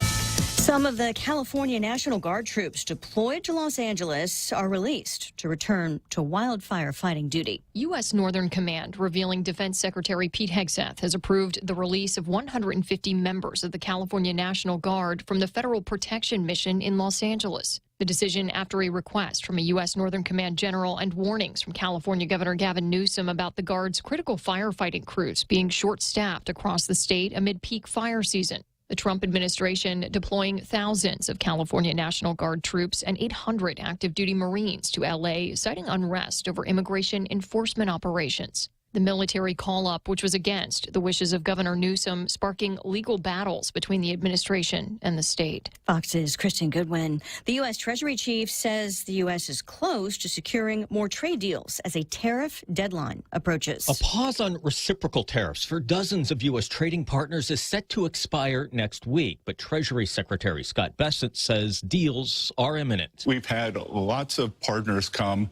and negotiate with very strong deals. And every country has a different agenda, a different set of wants. Bessent on Fox and Friends says he believes a trade deal with India is very close, but President Trump is indicating a deal with Japan has stalled, writing on social media the country won't take U.S.-grown rice.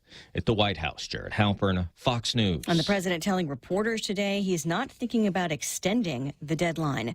Recapping the breaking news from the Sean Diddy Combs trial in New York City, the jury telling the judge on day 2 of deliberations they have reached a verdict on 4 counts, including sex trafficking, but that they have not been able to agree on the racketeering count. That's count 1 of the indictment. And Lisa Brady, this is Fox News. Half a day. Kim Anderson from Security Title here to share some behind-the-scenes functions of a title company. First, we search the chain of title to property, and when a critical link is missing, we work with the owners to correct their ownership. When it comes to a sale, we work closely with realtors and lenders to ensure a smooth closing. Finally, we back up our work with a title insurance policy that guarantees the buyer they actually own the property. Security Title has the management of real estate closings down to a science. Give us a call. We are here to help. Frosty lovers, it's time to swirl. Made fresh to order, combine the Wendy's Classic Vanilla or Chocolate Frosty with one of 3 new indulgent sauces. Try it with a sweet, juicy strawberry sauce, a buttery, rich caramel sauce, or decadent, chocolatey brownie batter sauce. Cool down with the new Wendy's Frosty Swirls. Thick enough for a spoon, smooth enough for a straw, and perfect when enjoyed on the end of a hot and crispy fry. For a fresh way to Frosty, gotta be Wendy's. Head on over today. Get double the speed at 0 extra cost with GTA Fiber. Experience super fast and reliable fiber internet speeds, now starting at 200 Mbps to 1 gig, with upload speeds just as fast as download speeds and 100 times faster than cable internet. You can enjoy lag-free gaming and clear video calls. Fast is also affordable. Sign up for Fiber 200 for only $70 a month. Visit gta.net or call 644-4482. Terms and conditions apply. Your 7 o'clock local news is brought to you by AB Risk Solutions. Off a day at 7:06, I'm Donna DeJesus. Here's a look at your local news on The Point. Police have identified 26-year-old Lloyd Dylan Helena as the victim of a fatal auto pedestrian crash in Upper Tumon. Helena died after being struck by a vehicle Monday night near Happy Landing Road.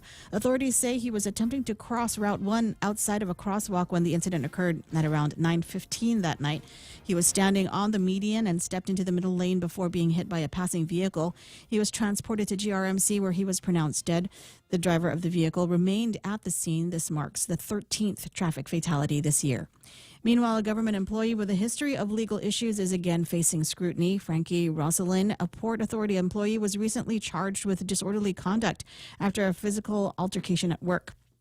This follows a 2017 incident where, as a corrections officer, he pleaded guilty to misconduct for his role in a smuggling ring at DOC. After completing probation in 2021, he was hired by the port. Now, beyond the disorderly conduct charge, Rosalind is also fighting a federal fraud case related to involvement in diverting pandemic relief funds. Despite being demoted, he is appealing his demotion, claiming retaliation. His next Civil Service Commission hearing is July 16, and his federal arraignment is tomorrow. More news after this. Whoever said no risk, no reward has never been sued. Hi, I'm Dave Silva from AB Risk Solutions, and our job for over 70 years has been to help businesses just like yours manage risk. Manage risk? We will never be able to totally eliminate the myriad of risks every business faces, but we can help you manage them and recover when disaster strikes. From mom and pop operations to high-rise hotels, we're the experts businesses have counted on for many years. Call me today at 777-2668 for a free risk review and consultation. AB Risk Solutions, formerly known as Aon. The Guam Election Commission is once again offering its College Poll Worker program, a 2-credit course running from July 4 to 26. It's open to anyone with a bachelor's degree, and course fees are fully covered through a federal grant. The program prepares participants to serve as nonpartisan poll workers or assistants during elections. It can also be used toward teacher recertification or reclassification. The course recently earned GEC a National Cleary Award for excellence in recruiting and training poll workers. For more details or to register, visit gec.guam.gov or call the Guam Election Commission at 477-9791. And the Guam Museum will open a Gathering of Men art exhibit this weekend. The exhibit runs through August 21 at the museum's Cafe Gallery in Hagåtña. Over 25 local artists will display their work, including Zard Apuya, Joshua Barragata, Frank Candaso, and Sunny Chargoloff. The opening night event will be from 6 to 9 on Saturday evening and includes a chance to meet the artists. The exhibit celebrates diverse perspectives from Guam's male artists and invites the community to experience their creativity.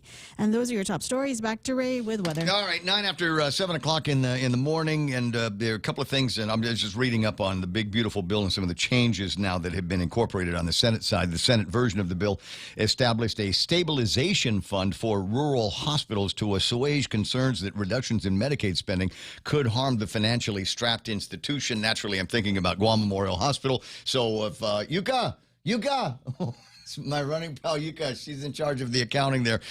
See if you can dig into this a little bit more and find out if there's ways that we can start talking about grabbing some of that stabilization money for GMH, because no doubt there are going to be some impacts from the big, beautiful bill on some of that spending. 7:10 in the morning. Now, normally I take care of the weather here, but in this case, we go to not the one and only, because he's got a twin.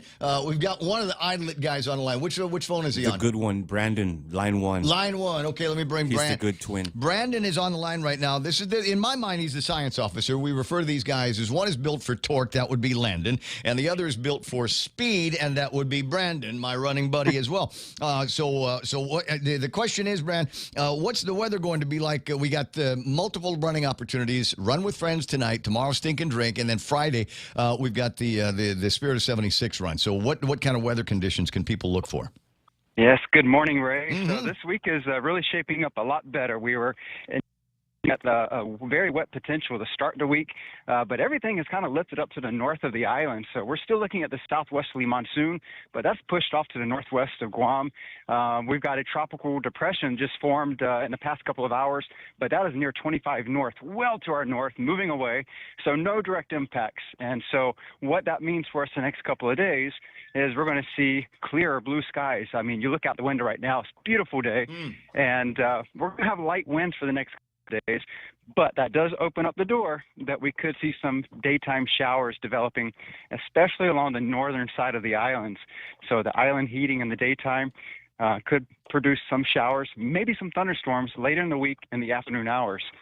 So ultimately, as we go toward Independence Day, it's going to be great weather, but keep an eye just in case those changes do occur in the afternoon. Yeah.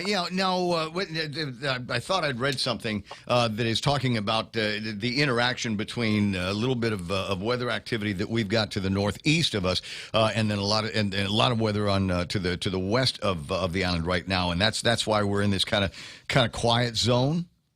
That's right. And so we typically see these patterns this time of year in the summer and the fall months where the monsoon kind of develops. across Palau, Yap, stretches over toward the Marianas. And it's kind of like a 1-2 week cycle that it develops, and then it gradually lifts to the northwest. And so that's what we're seeing right now, is lifting to the northwest. And right for the next couple of weeks, tropical cyclone activity is largely going to favor over the Philippine Sea, toward the Philippines and to our north. So that is good for us. Opens the door for more favorable weather, and great for running. I was going to say it's going to be nice. So there will be some sunshine running between tonight and Independence Day, and maybe all the way through the three-day weekend. Because it honestly, in my mind, it's hard to tell without the radar. And this is the part where I'm going to start worrying after my National Weather Service, because it seems like things are falling apart and they're not getting fixed. So the radar, somebody's got to jiggle the wire and reconnect it for that, and then the satellite imagery. I don't know. I go to what is it? OSPA NOAA.gov. Yes.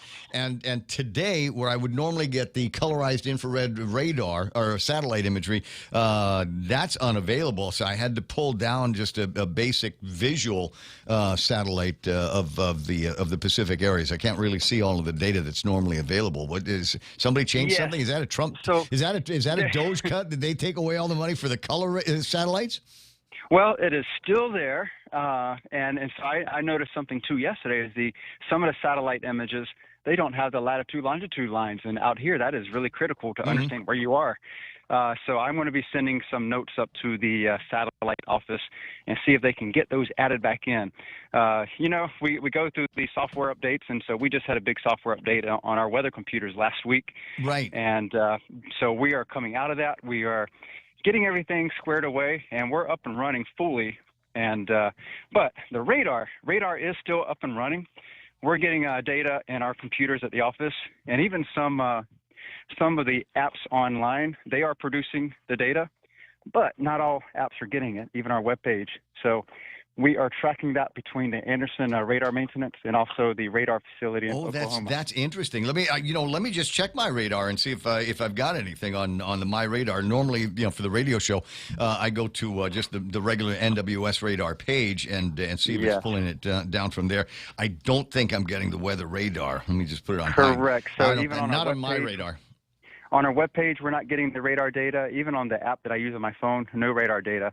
But some of the other web pages through some of the universities, they are getting radar imagery, and we do have it at the weather office. So that is what we're watching, and so we are able to fully function with any flood advisories, warnings, should heavy rains develop. But right now, we are in the clear. All right, gotcha. Well, so at any rate, I thought I saw something online here. Somebody had posted that the National Weather Service no longer has access, or the military has curtailed access for the National Weather Service to be able to use some of their technology. Any truth to that? Well, that is one of the concerns, and so there is some myths and some facts that are floating around, and sometimes it is really hard to tell the difference between the two. But ultimately, the software, hardware architecture that it was being produced on, there were some cyber-related vulnerabilities. I mean, this was an older system, and so things have changed in the past 10, 15, 20 years. So the driving principle was to address those issues. So it looks like there's been some leeway, some weight being pushed around in the back rooms. Oh, good. And so we're able to continue processing that. Now, the data from those satellites, while we don't get it directly into our office, the Hurricane and the Typhoon Center, so Joint Typhoon Warning Center, they have direct access to that. And so a lot of that imagery goes right into their decision making. So when we had Mawar coming in toward Guam, it was that type of satellite imagery that sees through the clouds. You can identify where the center of the typhoon really is when it's cloud covered, and that's exactly what happened with Mawar as it made its final approach toward Guam. That data was critical for understanding exactly where the center is. And critical, in fact, because there were a lot of people that were bracing for a direct eye strike, and thankfully, as the storm was strengthening as it went over us, it just basically grazed through the northeastern side of the island in Anderson Air Force Base. It still caused a lot of damage, a lot of destruction, and a recalibration, I think, for people on how they get their information before, during, and most importantly after the storm. Also highlighted concerns that we've got about other infrastructure, including is there gas gas to be bought. There was plenty of gasoline, but everybody just presumed that it was everything was offline. It's a crazy, crazy time. Always a pleasure talking with you, and I don't know what your plans are for tonight and tomorrow, but I know I'm going to see you on Friday, right? Yes, I will probably head out on the water, go do some paddleboarding this evening. Be just great conditioned out on Tumon Bay, but definitely running later in this week, so can't wait. Can't wait for that. Yeah, 7:17 in the morning, Brand. It's always a pleasure talking with you. And tell your brother I'm enjoying following him on this great Middle Eastern trip that he's got. Sure will. My turn next. Good for you. Good for you. All right, I'll talk to you pretty soon. 7:17 in the morning. Other weather that you need to know about. As the man said, partly sunny with highs today, about 86 degrees. There's going to be shots at scattered showers and thunderstorms tomorrow night, and maybe a little bit of the 4th of July, but by Friday night, things ought to be clearing up nicely. With a heat index 92 degrees, rip currents and high surf advisories when you're on the water. If it starts raining really, really hard, just be very, very careful and aware of flash flood advisories. The rain is falling hard around here when it falls, but there are places where it's going to get absolutely devastated. The northern islands of the Philippines right now, China was experiencing severe flooding that flooded entire cities. It was crazy to see some of those images. Sunset tonight about 6:52, 7:18 in the morning. It's the Ray Gibson Show. Be right back. Eat fresh in just a few clicks. Order online at SubwayPacific.com for pickup at your convenience or delivery right to your doorstep. Online ordering at SubwayPacific.com is powered by Good to Go. We deliver. At Subway, you gotta refresh to refresh. For all your real estate needs, call the professionals at Hoffaday Realty. Jody, Saran, Libby, and Lolita, and they'll take care of you on every step of the real estate process. No worries. Just contact Hoffaday Realty at 588-4232 or 588-HOFFA or email them at hoffadayrealty@gmail.com. They're at 426 Chelon, San Antonio, Suite 204 in Tamuning. Open Monday through Friday, 10 to 4. Hoffaday Realty for all your real estate needs. Ray Gibson Show brought to you by APL, American President Lines, a global presence with a local home. And your local healthcare provider, that's GRMC, brings you portions of the Ray Gibson Show. What? Hey. It's the Ray Gibson Show. Let it play on away. Call now. 888-TALK. That's 888-8255. I better not scold Real Joe. He might take his clothes off. Because there's no rules. You don't want that. There's no rules. 7:19 in here. Looks like it was cold over at the Lady of Peace here. Sure was. Sorry, I'm reading too much into that portion of the video. On the screen right now, if you're watching on the socials and KUAM TV, a note here from our family and friends out in Southern California, specifically the Buena Park area. They're making a big noise about the 81st Guam Liberation Fiesta-style potluck going on. It will take place from 10 a.m. until 6 p.m. That's when the food tables are going to open at noon on Saturday, July 19, 2025. If you want information, find Annette Ada Vasquez, Jeanette Perez, Laura Francisco, Jackie Cepeda, Elsie Kitatu, and Joey Kenga is going to be the master of ceremonies for all this. They got great entertainment. DJ FM is going to be there. Island Mist, Manual Conception, Breeze, and Couturan Chamorro Foundation going to be up there and doing all of that stuff. So if you're stateside, West Coast, and Southern California, that's where you need to be. There might be a couple of others on my list here to get to as we make our way through the program. In the meantime, Flora's back on the line. She said, man, I got a lot to talk about. So let's get to it, Flora. What's in your head? Brother, good morning. And before I tell you what my concerns are, is that true about Jerry Roberts? If he's no longer going to be... Yeah, he's experiencing. I will say life changes now, and okay. he's going to need to relocate, and I'm going to ask on his behalf for your prayers for him and his family. It's always an adventurous time when it's time to get on an airplane and make as serious a life change as it sounds like. But as long as there's a Ray Gibson Show, there's some place for Jerry Roberts, and we just got to figure out once he's gotten everything settled how we're going to be able to bring back these extra point moments one way or the other. Yeah. Well, prayers to him, and I hope things will turn out okay with him. I'm sure it will. He's just walking into the studio right now. Oh. So it's Flora's wishing you good luck, and Flora Duenas. You know her. Anyway, yeah. So she's just on the phone right now. Anyway, Flora, you got a lot to talk about, but just a couple of minutes. Yeah, no, you know what? Let me call back again. I want to hear Jerry's last take.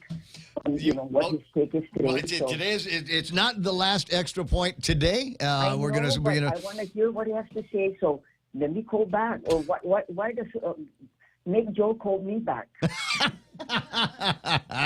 I don't want this date to pass. I don't want it to pass either. So, I have a lot of things to say. Okay, well, but I'm going to put you on hold, and Joe's going to explain when a good time to call back is going to end up being. In the meantime, 7:22 in the morning, while Jerry's getting all set and plugging headphones in, we'll take a look at what's going on in the markets. Kind of a mixed day. S&P 500 off of their record, but only off by about 7 points. The Nasdaq dropping 166 points, but the Dow Jones Industrial Average is up by 400 points today. So it must be something going on in the Dow Jones market that the guys that are deep in Nasdaq and S&P 500 don't know, or maybe it's just a question of equities that are looking good today. Maybe some of that news based on the final passage in the Senate of the big beautiful bill. Now going to go back to the House for reconciliation. We'll see what stays and what goes. FTSE is up by 24. The Nikkei down by 501. Hang Seng drifting down by 211. Shanghai market up by about 13, and the DAX dropped 236 points. As I said, Dow Jones Industrial Average is up right now. Thank you very much to Goldman Sachs, JP Morgan, Visa, International, IBM, and Walt Disney round out the top 5 there. If you're doing some traveling, we'll get to the numbers first. Commodities, oil at $65.53. It was $64.89 yesterday, so it's moving up a little bit, but I don't know that has anything to do with tariffs or talks like that. It's just what oil is doing. We're not bombing Iran anymore, right? That's all done?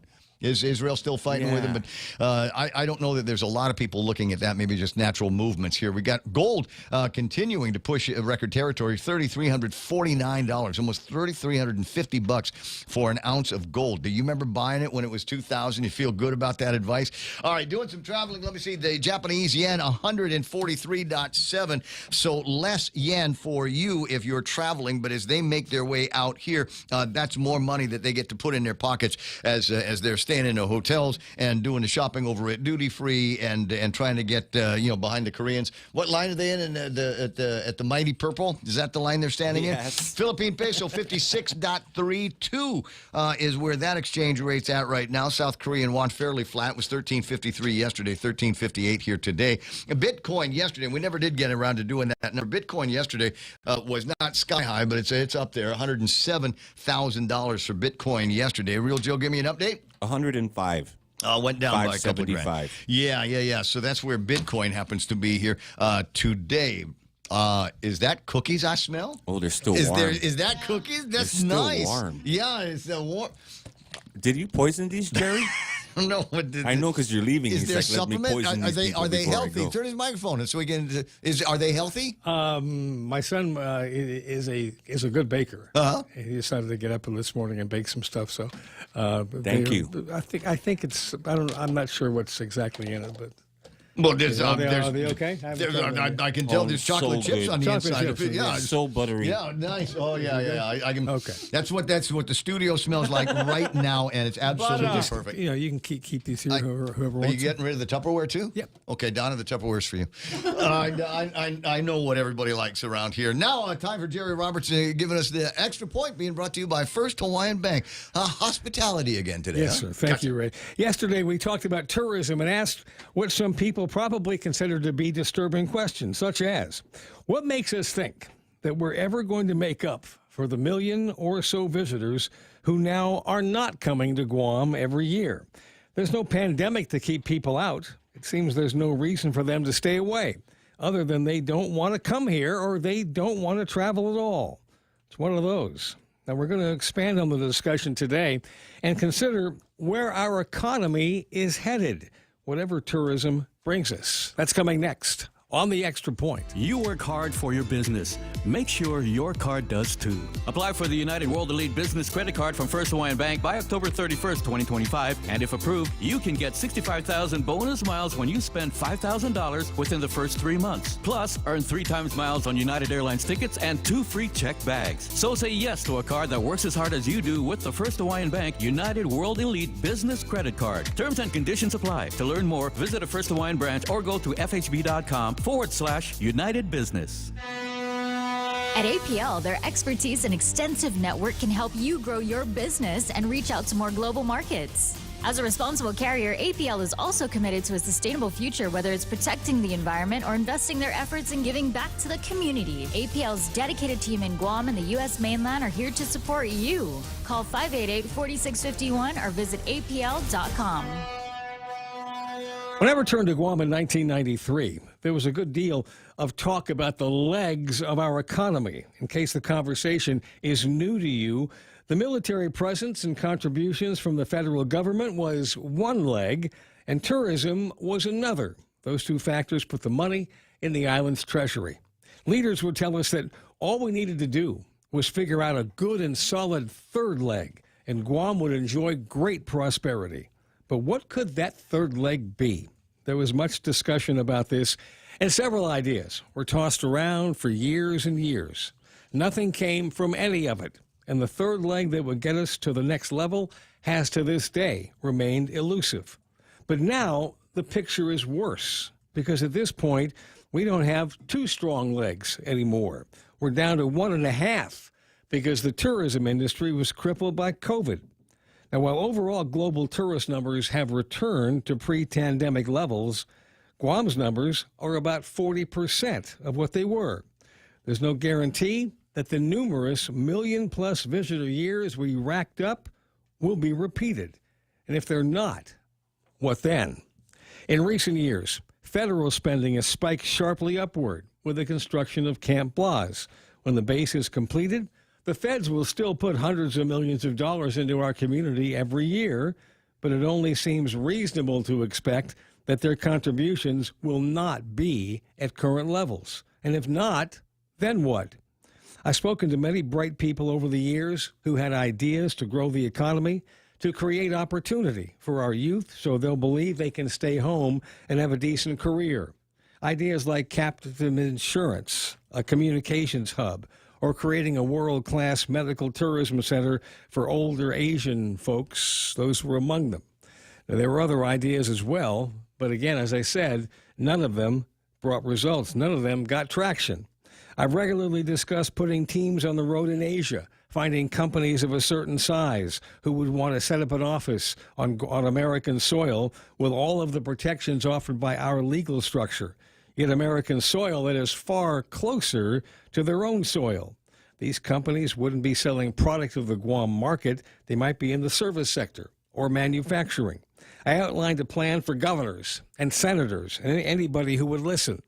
It's not a new idea, because every state in the union does it, along with, I believe, Puerto Rico. This is how one community gets a company in another community to either open a new office or pack up and move their existing operation. It's a very big and competitive game. Yet, I felt we could play because we're the one with the American soil close to Asian soil.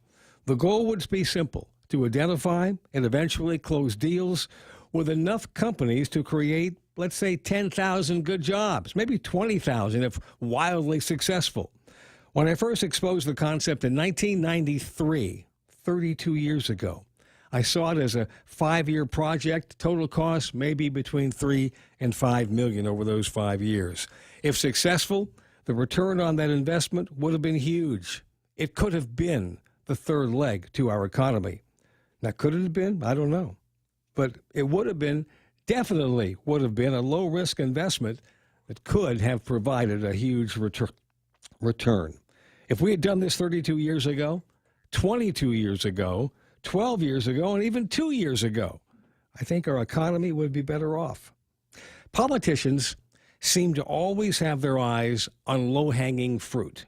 That's the military, and it used to be tourism.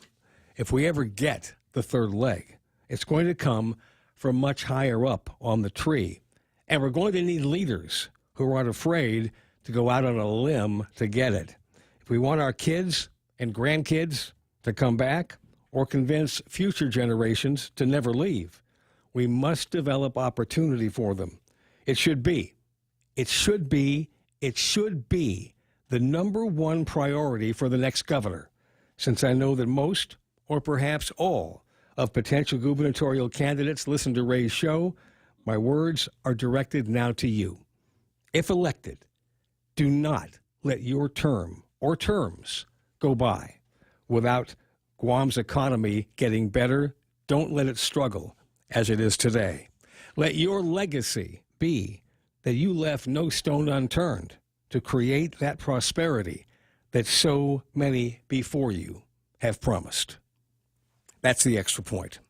Be responsible and make something good happen today for 93.3 FM, The Ray Gibson Show, and First Hawaiian Bank. I'm Jerry Roberts. And you can begin the process by making sure that you are a part of the field over at the legislature next week when they have a second public hearing on Bill number 11. That's Tatushan Gumatautau's measure that would take the business privilege tax from 5 back to where it was back in 2017 to 4%. That would be a pretty good start, if you ask me. There's other measures that would provide the ability for people to be able to make their purchases for goods and services here a little bit cheaper along the way with some holidays on groceries and medicine and things like that. But there are other, if just talk to the people over at the chamber, they will give you all kinds of ideas on ways that we might be able to today, without a new industry, unleash the power of the private sector and unleash the power of the remaining middle class that we've got here on Guam. Just a couple of thoughts, though, on the hospitality side.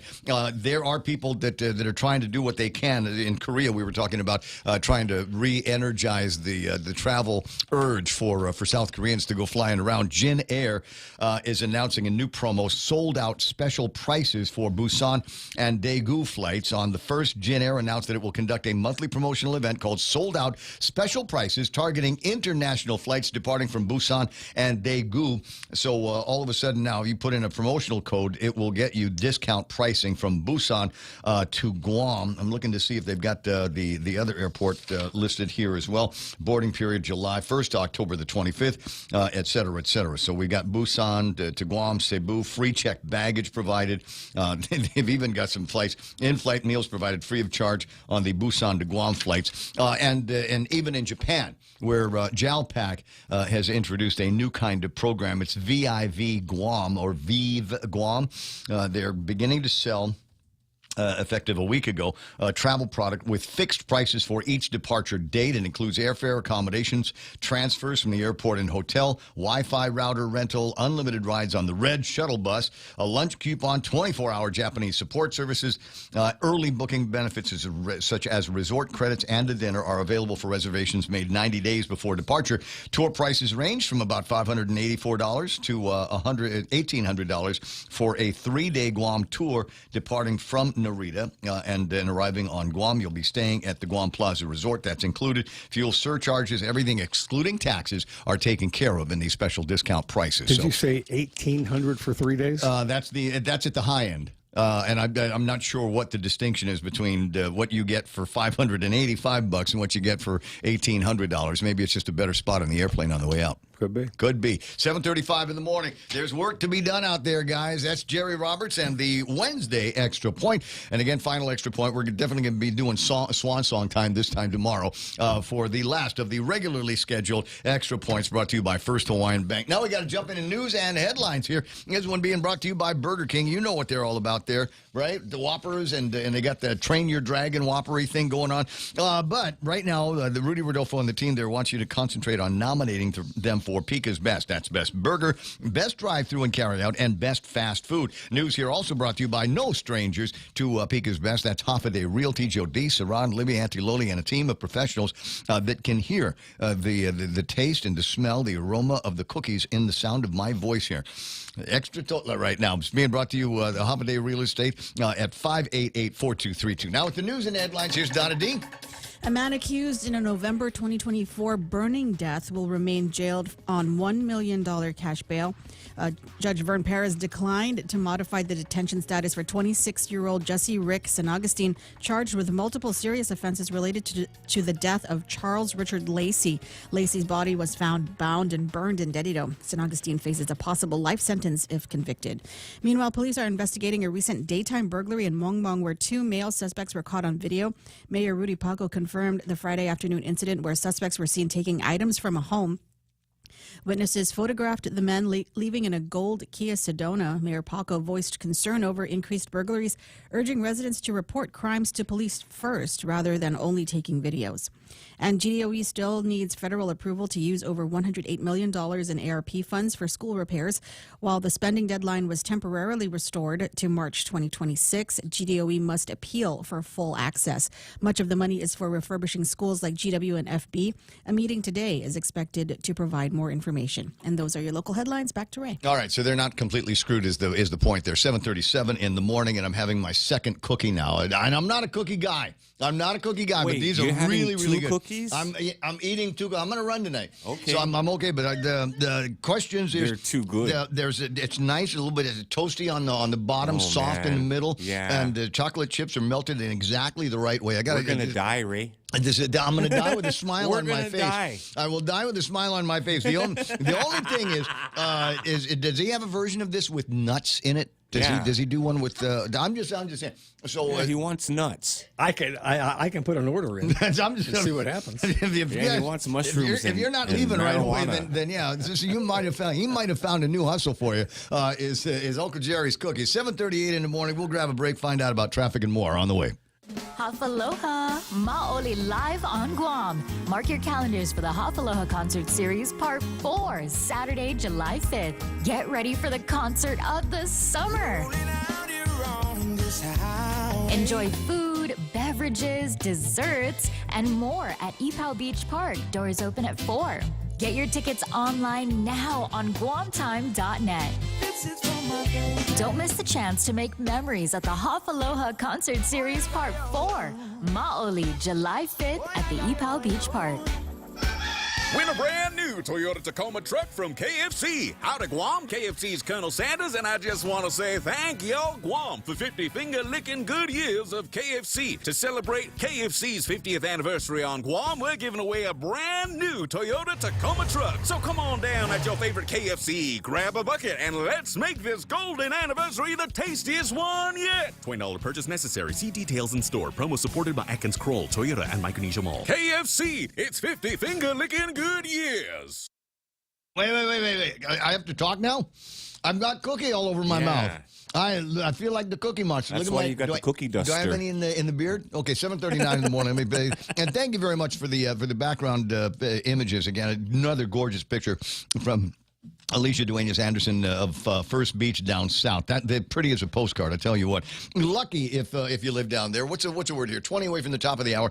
Beyond the Box, Micronesia Mall. And I'm always, talk about those Marshall Bluetooth deals that they've got. And they're pretty substantial. I mean, these things are, sit comfortably on your desk or maybe in the kitchen or something like that. You can take it to the beach with you. They sound that good. And they're stereo, by the way. This is this big deal. But they've got a smaller one now that is about the size of that Tupperware, maybe smaller, that the cookies came in. And I tell you what, it's one of those weird things where you look at it and it's like super loud and super clear, but it doesn't take up a lot of space. And you just wonder, how does that incredible sound come out of something so small? Take it for a test drive today at Beyond the Box in the Micronesia Mall. Okay, we go for the first beach images. We'll take a look at what's happening on the roadways right now. It's only 7:40, so I don't think it's going to be like crazy. Oh, my God, busy on the roadways. Hardly seeing anything up in the north end of town. It's clear running from Anderson Air Force Base right through most of Data-Do. The only traffic I see up in Data-Do right now is on Route 3 trying to get to Marine Corps Drive. Traffic on the intersection at 16. And 1 over at the Micronesia Mall looking pretty good. I got southbound traffic on Route 16. Clear past the Department of Revenue and Taxation. And so far, no sightings of naked dudes over by the funeral parlor. A little bit of traffic as you get closer to Tammy Post Office and the intersection of 8, 10, and 16. But that's it. Otherwise, it's looking good on both sides of Route 8 and Route 10, running clear all the way to Ta'i. If you got southbound inbound on Route 8, that's looking good. Hardly any dogging out traffic, and it doesn't look like things are crazy busy right now on Route 4 either. Southbound Marine Corps Drive from downtown Agutnia through Adelup and Asson and Maina and Petey and all of those places, running clear all the way to Big Navy in Sumai. It's not crowded, so you might want to grab some extra time. Stop by someplace, grab a cup of coffee on the way in. In 19 minutes, it'll be 8. Bank Pacific has a $100 gift for all recent high school and college graduates. Okay, I'll bite. What is it? Open a checking account with Bank Pacific, show us you just graduated, and bingo, we'll deposit an additional $100 into your account. What about a Visa debit card? Yep, Visa debit card, online and mobile banking, remote deposit capture, the works. What about for existing customers who just graduated? They get $100 too. Great, count me in. Bank Pacific, where others put branches, we place roots. Conditions apply, member FDIC. Stay cool all year round by checking out Johnstone Supply for your HVAC and refrigeration needs. Located at 170 Guerrero Drive on Picanell Road in Tamuning, call Johnstone Supply today at 671-649-0581. That's 671-649-0581. Open 8 a.m. to noon and 1 to 5 p.m. Monday to Friday. Open Saturdays from 8 a.m. to 12 p.m. and closed on Sundays. Stay cool with Johnstone Supply. Okay, it's 7:42. Ray Gibson Show being brought to you by the guys over at Subway. You got to refresh to be fresh. Rediscover talk radio here. Your FM News Talk Superstation. This is The Point. Okay, Flora, call in now. Right now. All right, well, we're waiting for Flora to dial. I told her 8:10. Oh, you did? Okay, well, let's... Sorry, Flora. Do I have somebody now? Is there anybody? No, I was hoping. Waiting in the wings? Yeah, I was hoping that Maria would call. From the election commission. Well, that's okay. I mean, she's going back into teacher mode basically, and they've got this thing for people to become like poll watchers and vote takers and counters and things like that. Vote is all done and over with in the Senate now. Big beautiful bill is going to be moving out. What's in there for Guam? We'll see what we can find out as it makes its way towards the back to the House of Representatives, where we got a guy. Jimmy Craig Moylan, going to make sure that all of the federal spend is going to be safe and untouched. I know there's a lot of pressure on him to get that done, and it's kind of annoying that that was the some of the sentiment that I was hearing as the Doge tax, the Doge cuts were coming through, and they were talking about all these changes to federal expenditures here on Guam, and they said, well, Jimmy Craig better take care of all that. And I'm going, that's a whole lot of pressure to put on just the one guy in Washington, D.C. So, like, if we lose $1, that gives them a reason to hate him in the upcoming election for the House of Representatives here on Guam. But there were a number of folks, a delegation that went out. Vince Borja, Vice Speaker Tony Adish, freshman Senator Shelley Calvo went out to actually knock on doors in Washington, D.C. and make a case for Guam and our unique situation that we have as a territory of the United States of America and a territory of the U.S. That is as far away from the United States mainland as you can get without being in the moon. So hopefully we've got some success there, and all of the situations, as an example with the Department of Education, are going to come through for us. It's 7:45. Is that Maria Pangolina now? No, it's Flora. I told her to call. There we go. Well, tell Maria to call at 8:10. Flora. All right, Flora, you're back on. There's nothing else to talk about except what's in your head. Go. Yeah, you know what, Ray? I'm going to say something that for the past few days I've really been reflecting on so many things happening here on our island, and I'm really calling to express my take and hope that to make sense of what's been happening in politics, you know. But first, let me just say that I graduated with Josh Tenorio in 1996. We were both poli-sci majors, and as a matter of fact, we even both became members of the Pi Sigma Alpha Honor Society for the National Political Science, you know. And I didn't hang out with him. He more or less hung out with 4 friends who are still pretty much close to him. And 2 became lawyers. 1 works at the governor's office, and the other was appointed as a member of some kind of board. I forgot what board it is, but be that as it may, I'm just going to put it out there that Josh seeking to run for governor is a lost cause. No question, Ray, hands down. You know, anyone can claim innocent until proven guilty, but in my opinion, those people who are close to him, and they pocketed millions of dollars, tell you something's too serious, man. You know, federal crime is serious. Mm-hmm. There's no way out of this. And people here in Guam, they lost faith in Josh and this present administration. I'm honestly ashamed, Ray. I'm just ashamed. And I just want Josh, I'm sure he's listening to me. I want to be honest with him. Hands down, he just has to get out. Of the political race, or are you suggesting, Flora, that he stand down and resign his position as lieutenant governor? That's how I feel. I'm sure a lot of people feel that way, but that's just my opinion. Maybe we could go finish up until the term ends, but this situation with all these allegations, it's embarrassing. And he might say that he's innocent, but with all those people connected to him, I don't know. I don't know if I could take that. Right under his nose. Listen, it's you're echoing a sentiment that I am hearing from individuals. You're echoing sentiment that I'm seeing in my socials where they're talking about it.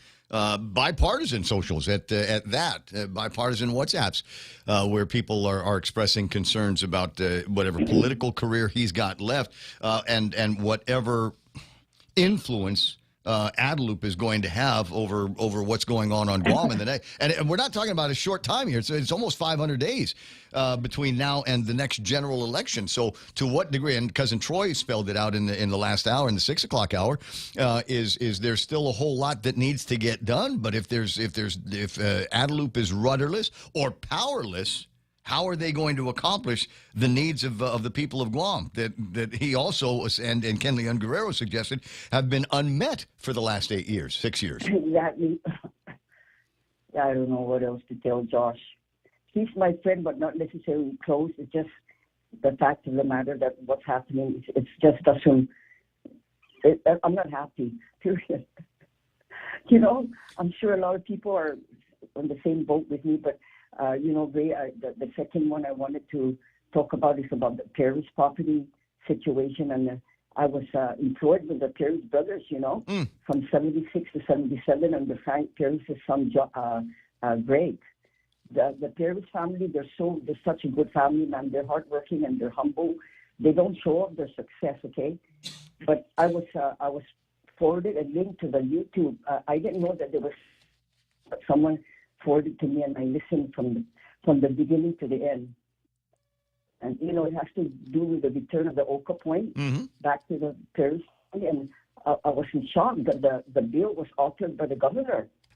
There's no sponsors on the bill, and yes, I watched when Joseph Cameron read a letter from Governor Skinner regarding the surplus construction equipment from the U.S. military to be passed on to the Paris family, but when you read between the lines, there was nothing in the contract that stated otherwise. What person, Ray, think about it, what person in their right mind will want to return property, but that was bought by the person in the first place, notwithstanding the absence of a legal contract. In other words, in my opinion, this bill proposed by the government, it's a travesty. I'm watching very closely to the senators. That the senators don't become a sponsor to this bill because other former landowners who have yet to become disabled will rise to the occasion. And come out and say, hey, what about us? They're going to be putting their self on a risk in the next election. Trust me. Oh, there's a bunch of them that already have that the feeling like they're part of the Adelup Six among the Republicans over at the legislature. They've already got that noose around their neck. People are watching them very, very closely. If you go to our YouTube feed, you can see some of the conversation and what feels like a growing mistrust of some members of the Republican majority because they seem to be quietly angling towards doing what Lou wants to get done with that property out in Maguilao and maybe angling to cut off the possibility of the new hospital being built on the old hospital that you and I were born at by getting the property back into the hands of the Paris family. It's a political minefield for some of these guys, and I think they know it. Ray, I think the irony of the situation is that the Paris family would love to see this plot of land as the Guam Memorial Hospital, but for the governor to return it to them makes you question, was this really, what's the purpose? So she could build her new hospital in Manila? By that time, dude, we're all dead by that time in 10 years. Yeah, And, and it reminds me of Senator Joni Ernst in the U.S. Congress during her response to her constituents. We're all going to die next. Mm-hmm.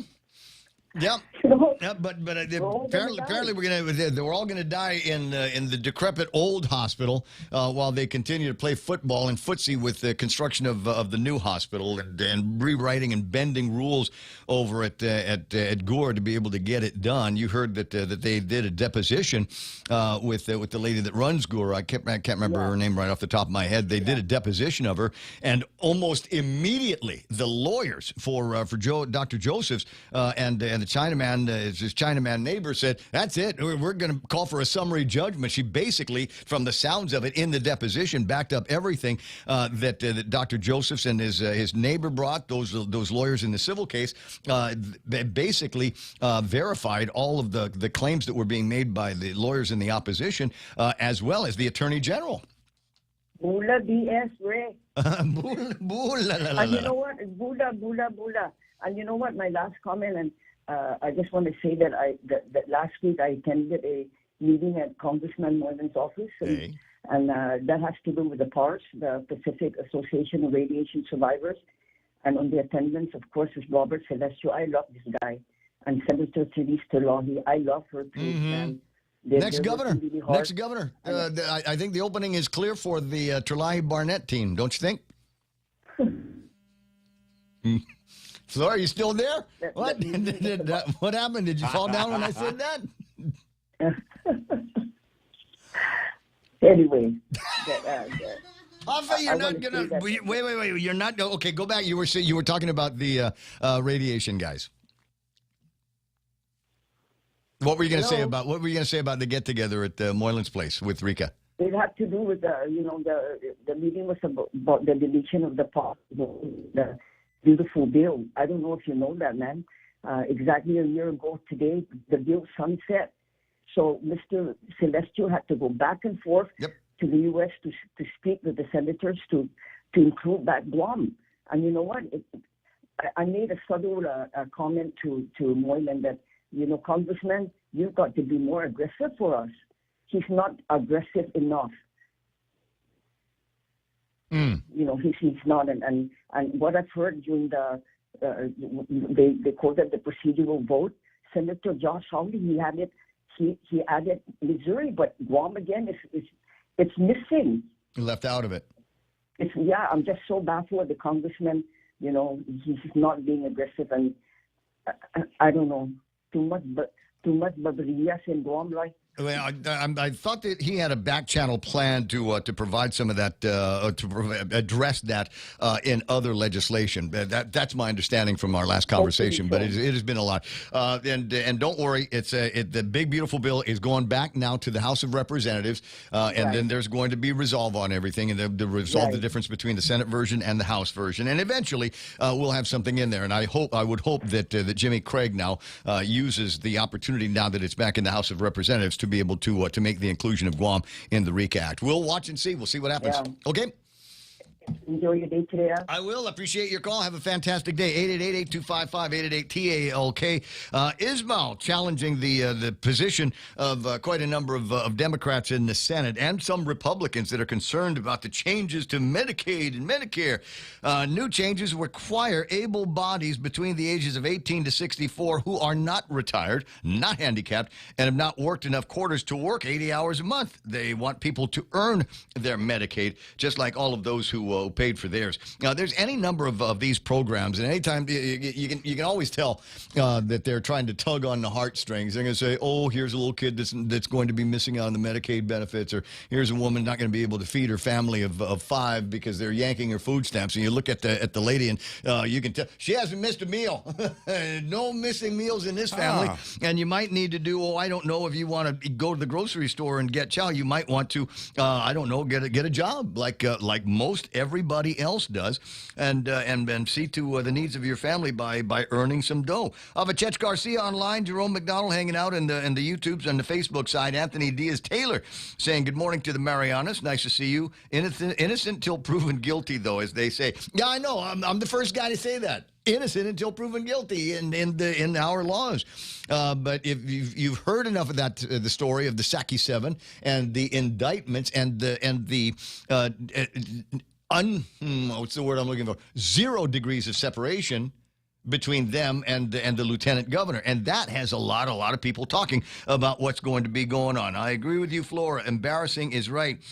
Finish Tata his career. It's a shame, but a process has to happen to solidify the situation, says Anthony Gilbert. Glenn, good to see you, sir. Share the thread from Knoxville, Tennessee. Have a good one from Gilbert. Yes, we absolutely will. A few Republicans are with Louisville, and be careful, said they won't be reelected this coming election. I will campaign against them, says Auntie Bennett Lohan Duenas. And as we say, when you lose Auntie Bennett Lohan Duenas, you might as well just turn the keys back to the speaker because you aren't going to be sitting in that chair anymore. We've seen that happen in past. Someone said I mentioned the Gutierrez family with a caller. I did. I don't know. I might have. So it's writing in this morning. I don't know. I'd say a lot of things, and normally somebody will say, this happens all the time. I'm sure you get it too, Joe. Spontaneous utterance. They'll go, hey, man, I heard what you said on the radio. I absolutely 100% agree with you. Or it's man, I heard what you said. That was the funniest thing. I laughed. Coffee comes out my nose. What was it that you were talking about? He does not remember. Don't remember. Let me see. All right. We were, as I said, we're trying to reach out to Jimmy Craig this morning to get his thoughts on the big, beautiful bill as it now moves to the House of Representatives. The response that we got from Jimmy Craig was a WhatsApp response. WhatsApp, that's better than nothing. That came in right when Flora was saying he doesn't do nothing. I says, I'm waiting my turn to present to the Rules Committee for an amendment for Guam to the Big BB. Sorry, let's try tomorrow. So tomorrow, the eve... Yeah, I'm going to be in the mood for that tomorrow, right? Oh, yeah. Tomorrow's It's our Friday. Independence Day Eve. I was thinking we just do like fun, kind, small talk between 6 and 10 o'clock tomorrow. Or as Frenchie refers to it, babbling. We'll just babble is the thing. Lupang Guam on the YouTube side. rude, Comments Frenchie. coming in this way. Locking down the economy for a flu with a 99.8% survival rate resulted in Guam losing its second leg. So now we are 100% dependent on U.S./federal and military funding. Say goodbye to any talk of Chamorro autonomy. Was it worth it? Says Lupang Guam. And Lupang, he's got a crown next to his name. He's already got the wrench because he's a moderator. Nice. But now there's like a crown that says #1. Not he's the exactly king. sure what that was. Look at Bill 8, no legislative oversight. Look at the black construction lease at the port. Who's going to get the 50-year lease? We will never know until after the fact because there's no oversight, says Catherine. She's been all over some of these issues. Good to follow her on the thing as well. Look, I got a breakaway. It's 8 o'clock in the morning. Fox News Live's coming up. Donna D with a look at news and headlines on the way, and more of your comments, whether they're in on the Facebook side or the YouTube side or right there on the phone at 888-8255. 797-8255. You want to throw some artwork up for the meme machine, or cool videos that you've been able to capture with your phone and other devices. Stand by now. It's time for Fox News, KUSG, Agutya.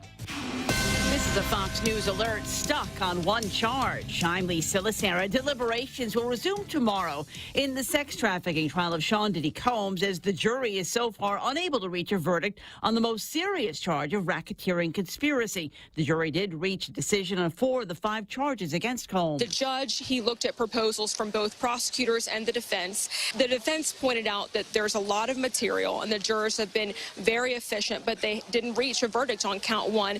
And the defense thinks jurors don't need much help and they shouldn't be given a push to move along. The judge also asked the defense what it thought about the juror note that said jurors were unpersuadable on count 1 of racketeering conspiracy. The judge suggests that he would just tell them to go back in, continue to deliberate and not address their concern. Fox's CB Cotton outside the federal courthouse in Manhattan. Combs could face 15 years to life in prison if he's convicted on all charges. He's pled not guilty.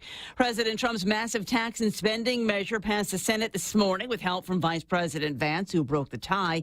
It next moves to the House, where Minority Leader Hakeem Jeffrey says Democrats will fight it. All legislative tools and options are on the table. Majority Leader Steve Scalise. I'm very confident it will pass. And the question you have to ask is, if this bill doesn't pass, what are the consequences? They would be severe. Let's get this bill passed and get this economy moving again and deliver on President Trump's agenda. But some Republicans have expressed concerns about Medicaid provisions in the bill and the bill's impact on the deficit. President Trump is predicting the measure will have an easier time passing in the House than it did in the Senate.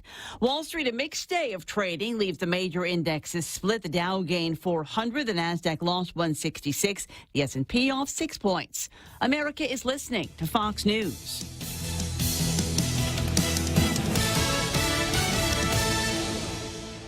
You work hard for your business. Make sure your card does too. Apply for the United World Elite Business Credit Card from First Hawaiian Bank by October 31st, 2025. And if approved, you can get 65,000 bonus miles when you spend $5,000 within the first 3 months. Plus, earn 3 times miles on United Airlines tickets and 2 free check bags. So say yes to a card that works as hard as you do with the First Hawaiian Bank United World Elite Business Credit Card. Terms and conditions apply. To learn more, visit a First Hawaiian branch or go to fhb.com/United Business. Wendy's has something new on their menu, a New Orleans-inspired twist, the Cajun Crunch Chicken Sandwich, made with spicy chicken filet and layers of pepper jack cheese, Cajun seasoned crispy onions, tangy pickles, fresh lettuce, and spicy mustard sauce, nestled between a toasted premium bun. This bold flavor experience brings a kick of heat and a satisfying crunch. It's love at first bite. Kick it with the all-new Wendy's Cajun Crunch Chicken Sandwich. Head on over today.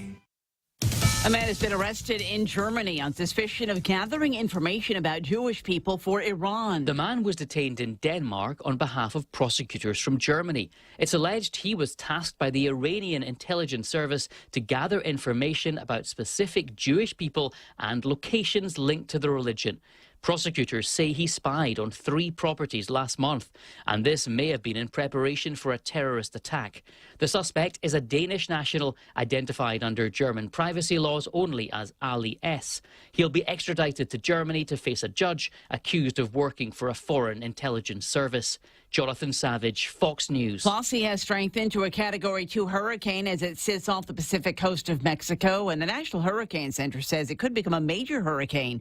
Flossie now has maximum sustained winds of 110 miles an hour and is about 180 miles southwest of Manzanillo, Mexico.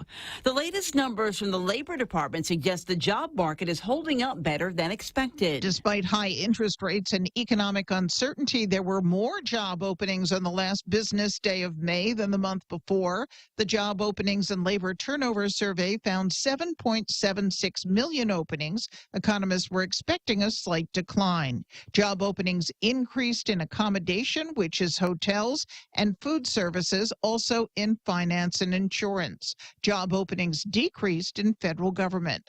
Hires and total separations were little changed at 5.5 million and 5.2 million, and layoffs declined. The monthly employment report released on Thursday is expected to reveal slower growth in June. Fox's Ginny Casola. Number 2 ranked Foco Golf is out in the first round of Wimbledon with a 7-6-6-1 loss to Dana Yastremska, an unseeded player from Ukraine. I'm Lisa Lacera. This is Fox News. Whoever said no risk, no reward has never been sued. Hi, I'm Dave Silva from AB Risk Solutions, and our job for over 70 years has been to help businesses just like yours manage risk. Manage risk? We will never be able to totally eliminate the myriad of risks every business faces, but we can help you manage them and recover when disaster strikes. From mom-and-pop operations to high-rise hotels, we're the experts businesses have counted on for many years. Call me today at 777-2668 for a free risk review and consultation. AB Risk Solutions, formerly known as Aon. Introducing Nissan Guam's exclusive first-time buyer program. Perfect for those with little or no credit history, no co-signer required. It's simple. You apply, we approve. You drive away in your brand new Nissan. Low monthly payments, perfect for any budget. Get started on your finance pre-qualification at nissanguam.com or call their helpful sales team at 671-647-7261 today. On approved credit, conditions apply. See Nissan Guam for details. Guam, get ready to experience reggae royalty for one night only. The legendary Wailers are coming live to Ipoh Beach Park. Experience the sounds of Bob Marley, performed by the band that started it all. under the stars and by the sea. Get ready to groove all night. Saturday, July 19th, a reggae celebration you won't forget. Tickets are moving fast. Choose general admission, go all in with VIP, or get up close with a reggae lovers meet and greet. Don't miss your chance. Get your tickets now at thewhalersguam.com and guamtime.net. The Whalers live on Guam. One night, one love. News this hour is brought to you by King's Restaurant, celebrating 50 years of memories, first dates, family dinners, and everything in between. News this hour also brought to you by Family Finance. Off at 8:07, I'm Donna De Jesus with a look at your local news on The Point. A judge has delayed final approval of a plea agreement for Kyle Patrick Varela, who is accused of sexually assaulting an 11-year-old girl. Superior Court Judge Vern Perez ordered additional formal documentation from the victim's family, confirming their support for the proposed deal. Varela faces multiple felony charges of criminal sexual conduct stemming from incidents reported when the girl was in 4th and 6th grade. If approved, the plea agreement includes his deportation to the Philippines. A new change of plea hearing is set for July 18. Meanwhile, 5 people were arrested after police raided a Dedido home yesterday and seized nearly 10 grams of meth, drug paraphernalia, and stolen items. The search followed multiple theft complaints. Police say they found meth, suspected cutting agents, and over $500 in cash across 2 rooms. The suspects, Darwin Savella, Danny Valencia, Melissa Lynn, Maria Lorenzo, and Randy Valencia faced drug charges. Lynn, Lorenzo, and Savella were booked and confined. Danny and Randy Valencia, who are overstaying workers, were handed over to Homeland Security. Investigators say the case is tied to other thefts currently under investigation in the central area. More news after this. Family Finance has been serving the people of Guam since 1959, and they will continue to be there for you in the years to come. Whether you're looking to get a personal loan for that family vacation or paying off those long overdue bills, Family Finance has got you covered. Apply for a personal loan from $1,000 up to $4,000 by calling Family Finance in Hagåtña 475-4545 or Dedido 633-4473. Family Finance. A bill to turn 60 acres of CLTC land in Mangilao into a commercial quarry drew support at a public hearing yesterday. Senator Josen Augustine says the project could generate millions, help meet construction needs, and create up to 80 homestead lots. But the CLTC hasn't taken a stance yet and will meet July 17. Some lawmakers say they won't support the bill without input from the commission. Others raised concerns about past illegal quarrying and possible damage to limestone forests. The land is located off Route 15 near the Gloria B. Nelson Public Service Building. And the Nenpire and Bonita Baby have teamed up to launch the Nenpire Launchpad Corner at Bonita Baby in Hagåtña. This space highlights Guam's youngest entrepreneurs, including Sleepy Sprouts, Cards by Chi, Guihan Art, and Riley's Art Studio. These young business owners first started at the Nenny Market in 2022 and have since grown their brands and gained experience. They have appeared at local events like Payless Maulik Fest and Beyond the Reef 2. This summer, shoppers can support them by purchasing their unique locally made products at Bonita Baby throughout the season. And those are your top stories. Now back to Ray with weather. Okay, gotcha. And Real Joe's boy, Ruckus, has also been a part of the Nenpire in past. Now he's going to take that experience and be Guam's version of Elon Musk. It's just a matter of time, if you ask me. 8:10 in the morning. Quick look at what's happening in the weather. Partly sunny today with daytime highs of about 86 degrees. On screen, while before the news was playing, I had images of First Beach from Alicia Duenas Anderson. Right now, we've got a gorgeous sunrise over at Pirates Cove to report for you today. So it looks like it's got all the earmarks of being a gorgeous day. Don't waste it. Get out there and get some, would you? Tomorrow, also mostly sunny with daytime highs of about 87 degrees. Forecast into the future to Independence Day, calling for scattered showers and thunderstorms. So we might have a mix of weather on the 4th of July. Partly sunny with highs near 87 degrees with a heat index. It'll feel like 92 degrees.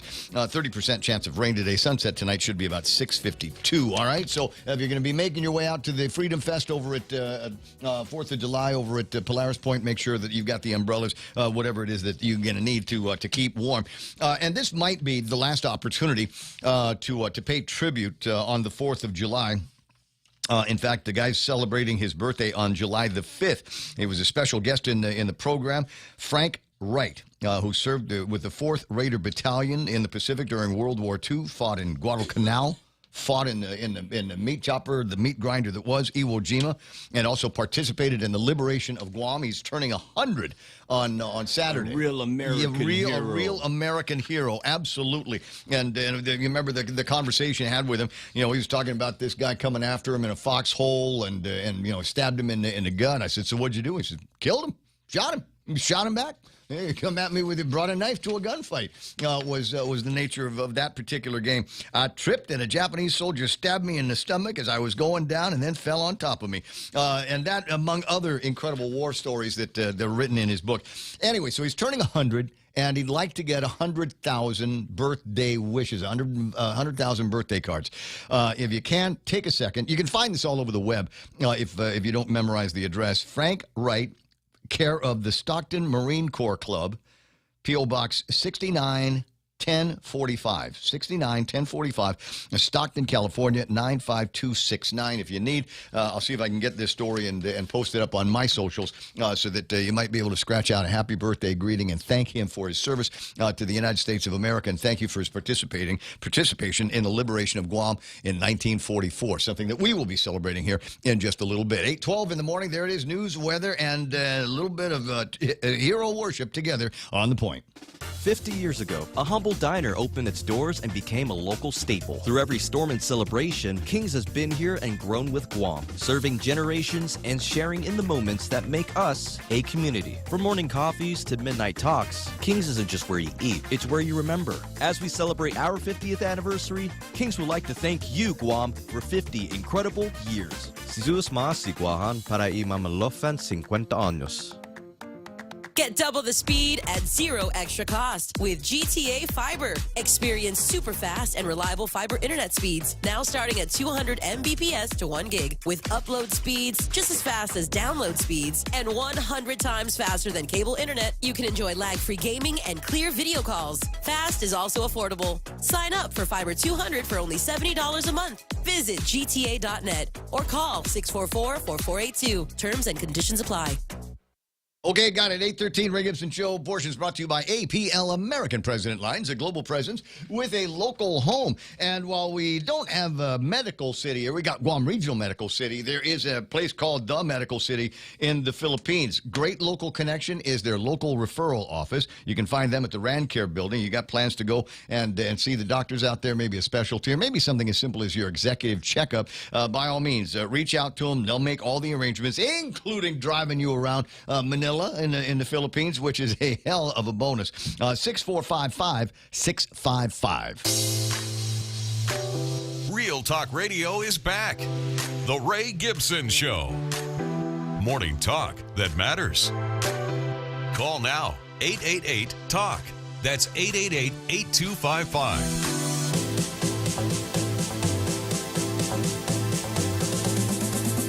8:14, Ray Gibson Show. Frenchie's figured out when a good time to call is, right? He's nailed it down finally. Yeah. All right, getting so he can babble with his accent. Hey, blabble labble. That was what Joe Cunningham used to say when we were talking about talk radio and stuff. He says, "You want to do talk radio?" No, it's too much blabble labble. Hey, blabble labble. That's what we do in talk radio. This is not babbling either. This is something that needs and God bless her.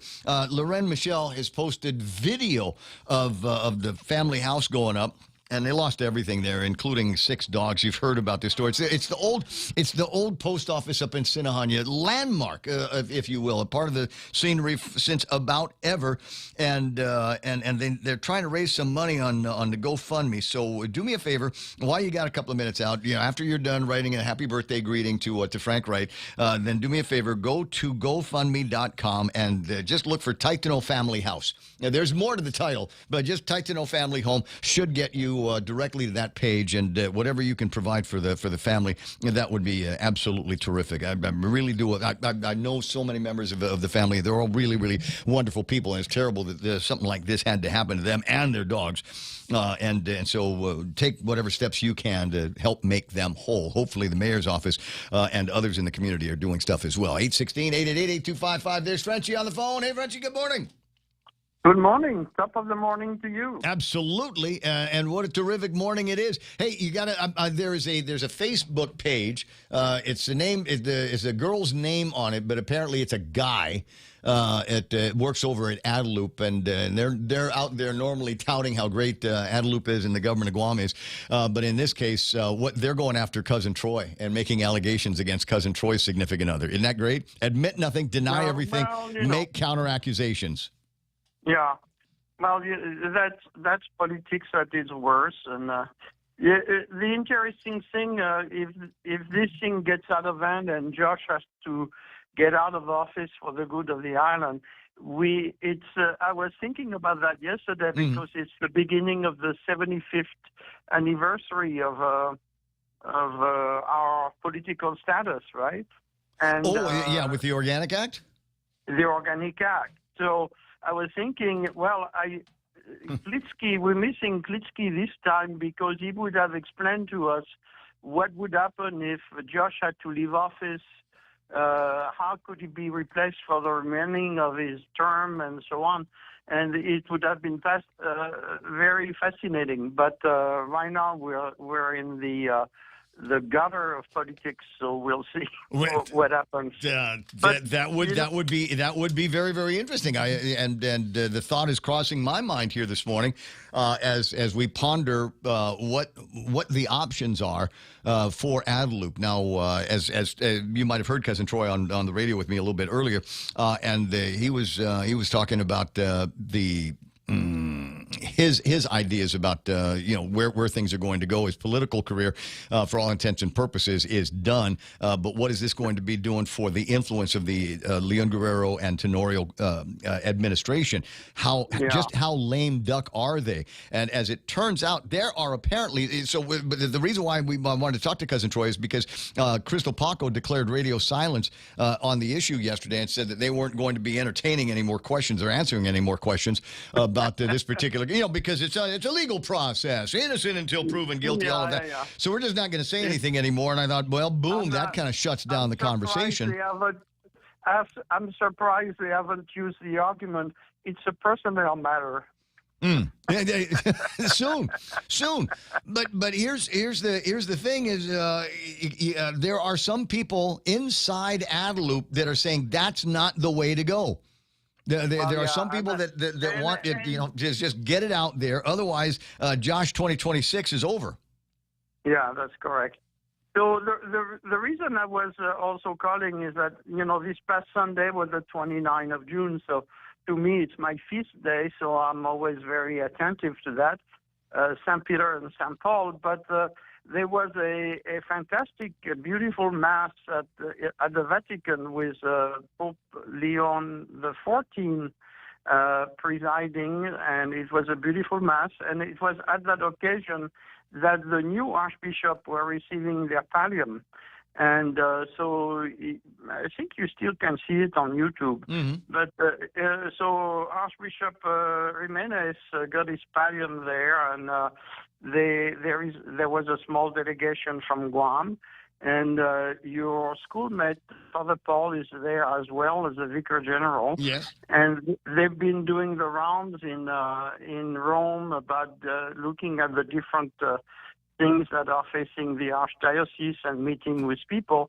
And then you will be happy to know that tomorrow on Thursday they're having a private audience with the Pope.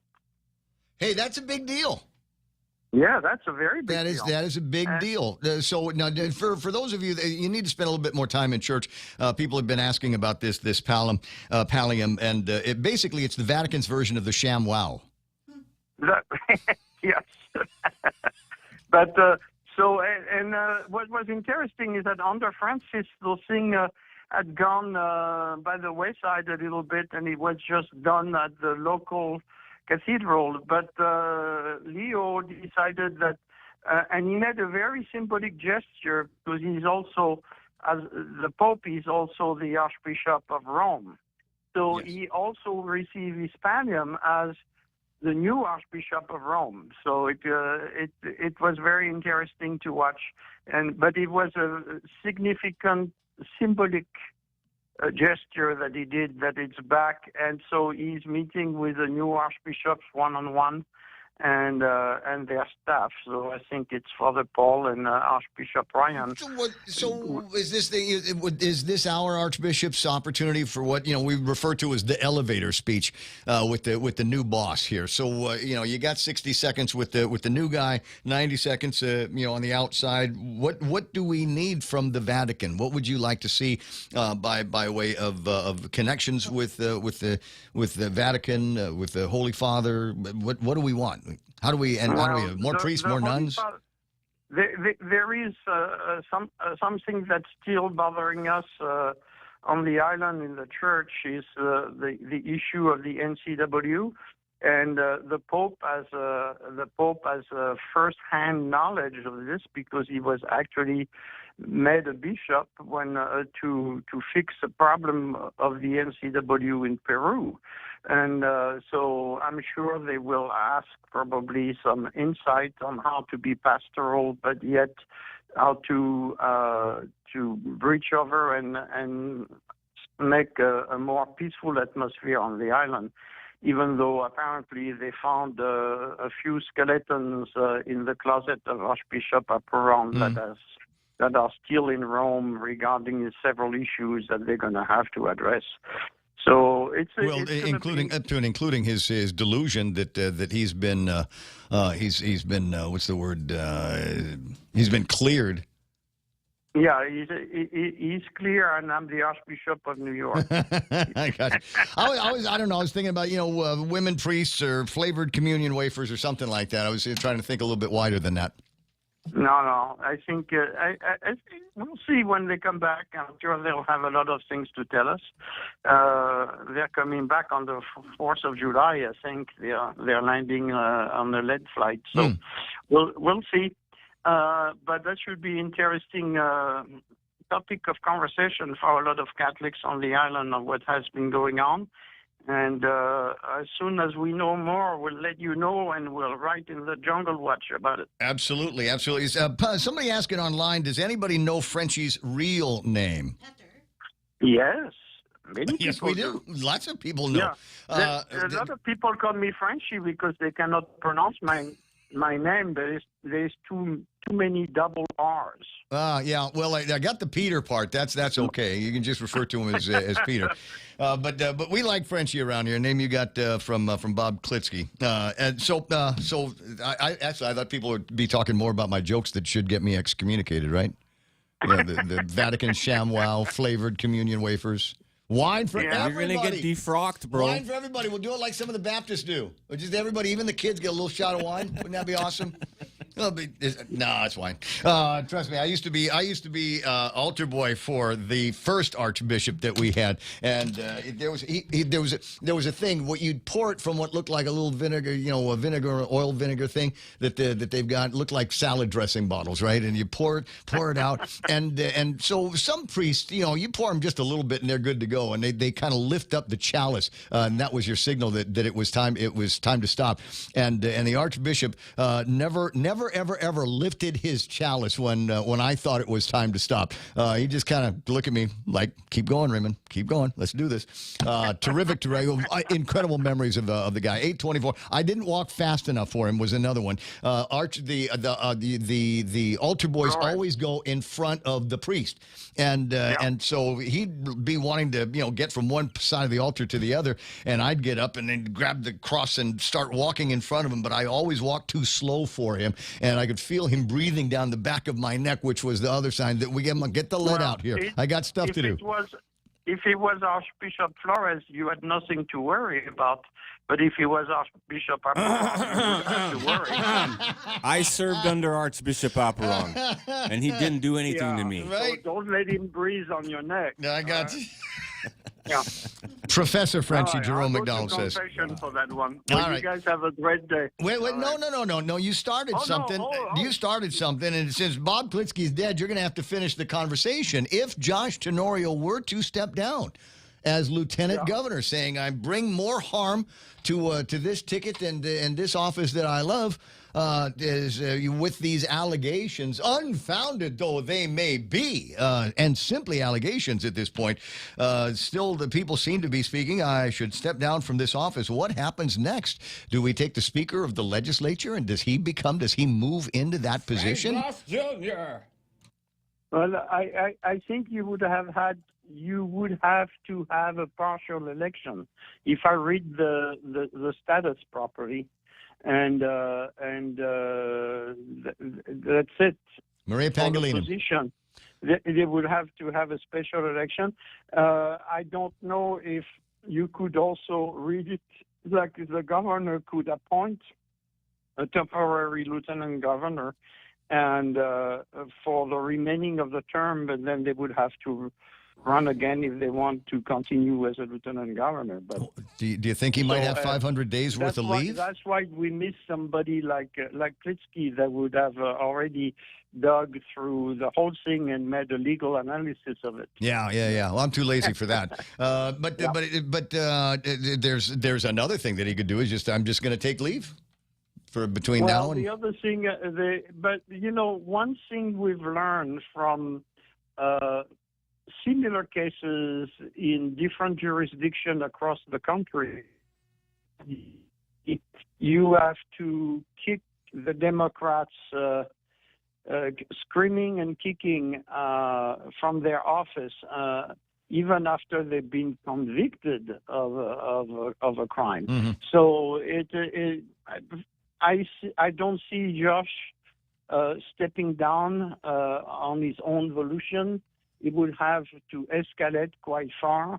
In the meantime, I think we're going to see a lot of personal political assassination, like against Troy and other things. It's already there. It's already there. There's an Adelup chat now, and like I said, there's a Facebook. There's a Facebook entity that it's purporting to be a girl, but it's really one of the guys over at Adelup, and that's one of their psyops, if you will, to send that stuff out. And now they're attacking Troy and his significant other, et cetera, et cetera. And as far as Troy's concerned, Troy's like me. He's like, I'm loving this. This is great. And you might be wondering how come Ray's not mentioning the name of the Facebook page, because I don't want to give any more attention to it. I don't want it to grow out of notoriety. Just know that the typical Adelup, and it doesn't matter who's the governor, the typical Adelup move here: admit nothing, deny everything, make counter accusations, and it's happening. Click, click, click, so just like predictable. that. Exactly. Yeah. Exactly. All right, buddy. And that's probably why the what you call the speaker for Adelup is not taking any question right now, because they let the proxies do their dirty work for them. So that's all. Well, it's sure looks like not that. surprising. It's sad. It's the way it is, especially when you know Troy's better half. I mean, it's not the type of person that would hurt anybody in any way. Outside of playing video games. I think that's my assessment. 8:30 in the morning. Frenchie, always a pleasure talking with you, and I think you've nailed it. Right around 8:10-ish time might be a good time for you to call in with your missives. 888-825-888-TALK. That's a telephone number if you've got some Frenchie ideas. Cousin Troy, likewise listening to the broadcast this morning, supposes, I think because more than half of the term is done, the governor would appoint with the consent of the senators. Well, how fun is that going to be, considering there's a bunch of... Sounds like more trouble. There's a bunch of people over at the legislature who have made it clear in some circles that they want that job as lieutenant governor, perhaps even the governor. If fewer than half of the term was over, then there would be a special election. That's what I remember of the law. Give it to Joe S. Put Joe S. there, man, so he can get a taste. And apparently the guy that they're using to smear Troy's is Troy's ex. Hasn't been my BF since 2016. But there's always hope, isn't there? The double rainbow. Okay, there's an inside joke between Joe and I. We both went outside the other morning, and it was a beautiful double rainbow, and we both gazed at it at the same time. And I thought, oh, crap, we're gay now. You didn't mention the part where we locked eyes. We did. It was a weird, weird moment that I never want to have again. 888-825. I already gave the telephone number 100 times. You can call in if you want to. Otherwise, comments and whatever's on the Facebook side and the YouTube side. I'll be looking for those now. Donna D with the last big look at news and headlines. That's on the way. 76 Circle K introduces My Rewards 2.0, the loyalty program you love made even better. Save 5 cents per gallon every day just for being a member. Earn 1 point for every dollar you spend on fuel or store purchases. Plus, get 5 bonus points for every gallon when you purchase mid-grade or premium fuel. Redeem your points for big savings like up to 75 cents off per gallon or $20 gift certificates. Plus, enjoy exclusive club rewards, free hot dogs, coffee, and more. Download the My Rewards app today from the App Store or Google Play. 76 Circle K My Rewards 2.0. Better rewards, bigger savings.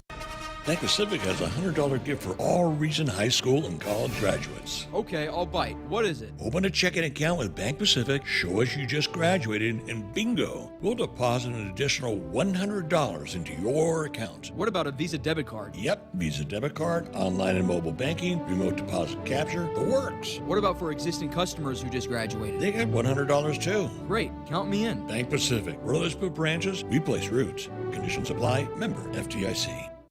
Hey, it's the Ray Gibson Show. Portions brought to you by my friends over at Marina Grill. They're in Agate at the Marina. I think that's all the directions you need. Point your car down south. What you want to do is you want to keep the ocean on your right-hand side, mountains to your left-hand side, and go until you are in the beautiful village of Agate. Swing by the mayor's office. Say, Mayor, Kevin, let's go. We're going to go to Marina Grill. We're going to have some of those fried gizzards that they've got over at the place. All kinds of internals that they fry. They got a great batch of appetizers there. And then when you get past all of that stuff, you make your way towards the incredible sandwiches, entrees at lunchtime and at dinner time. There's always specials, too. There's always specials. Now, you can elect to eat on the inside of Marina Grill, or you can do what I do. You get yourself one of these really, really awesome burgers that they make there, and there's a nice corner table that they've got off by the bar.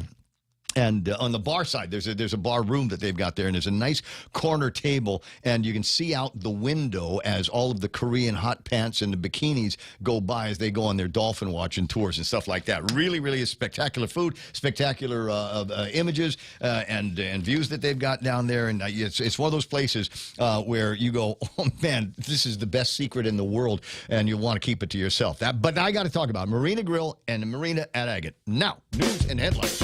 What is it? We can. I forgot that sometimes we break before we break again. That's all right. Sorry, there was something is attacking my arm. 8:33 in the morning, Donna D. And the last big look at news and headlines. What you got? Frank Regis, accused in the 2023 Chaco homicide, is asking for his case to be dismissed. His attorney, Heather Kittigwa, says the charges are based on hearsay and misconduct by now disqualified prosecutor Curtis Vandeveld, who was found to have testified and influenced the grand jury. A co-defendant in the case was recently acquitted after claiming self-defense. Judge John Terlahi is reviewing the case. Meanwhile, federal budget cuts are impacting Guam's Department of Labor. Director David Del Sola confirmed the Job Corps program, which served Guam students, has been eliminated. The department also faces potential cuts to its senior citizen employment program. Despite this, Del Sola noted successes in past unemployment aid and is expanding the apprenticeship program for businesses. The department is also considering relocating some services due to ongoing elevator issues at their main office. And the Guam Apex Accelerator is hosting free webinars every Wednesday in July to help local businesses learn how to compete for government contracts. The webinar runs from 10 to 11:30 on Zoom. Topics include cybersecurity, innovation funding, and federal contracting tools. To register, visit guamapex.com/events. And that was your last look at local headlines on The Point. Now back to Ray. Okay, gotcha. Celebrity birthdays, etc. on the line here before we do anything else, including the great NASCAR driver, a.k.a. the King, Richard Petty, is 88 years old today. And if you want to watch a movie about racing, I'm told that the F1 movie is awesome. The new Brad Pitt thing. Oh, okay. That's the new? Yeah. I'm getting confused. All these racing things seem the same. Right. Yeah. I like the Legend of Ricky Bobby. Yeah, me too. That is a great racing movie. Good movie. Okay, the one that they did about the guys that were just playing, the race car on the PlayStation with the Nissans and everything. Yeah, the Nismos. That was a good movie. That one was a surprisingly good movie based on a true story. Now I don't know about whether this one is based on a true story or not, but I think it's one of those rags to riches story or somebody that had a shot. You remember like that movie The Natural with Robert Redford? It's like this guy, and he was on his way to the top, and then something happened, and he couldn't be a baseball player anymore, and he came back in what would have been his retirement years, and amazed everyone with his incredible still natural skills that he had. I think it's the same kind of along those lines. They tell me though, action-wise, special effects-wise, it's Maverick with race cars. Nice. Instead of fifth generation jets. So go check that out. Larry David from Curb Your Enthusiasm and the co-creator of Seinfeld. Larry David is 78 years old. Model and actress Jerry Hall is 69 years old. For you wrestling fans, Bret the Hitman Hart turned 68 years old as well. She sang on at least one Santana song that I like very much. Michelle Branch is 42 years old. Remember when she came to Guam? No, She really? did come to Guam. She did. With who? By herself. Wow. No, I don't remember. I didn't go to the show. you didn't go. Yeah, must have been it. Lindsay Lohan from Mean Girls is 39 years old. There we go. There's the Girls Gone Wild. Yeah, right? Yeah. Yes. But she's unwilded herself, I think. I think recently, if I recall some of the gossipy pages I go to on the World Wide Web, I think she found Jesus. I saw that too. You saw it too, so she's unwilded now. Some people need Jesus. That's all there is to it. All right, that's a celebrity birthday special events today. It's I'll save that for last. World UFO Day. Love it. Love it. I believe in UFOs. Yeah. I believe in little green men, all of that kind of thing. Me too. I just hope they're nice when they get here. But They're not green. But generally, I believe in the probing. the gray men. Yeah, the grays are what they're called. I don't know though. Generally, the nature of the way all species act is if you are mentally, physically, scientifically superior to anything else, you generally take anything else and make slaves out of them. I think that's where we might be headed if they decided to head out in this part of the world. Wildland Firefighter Day.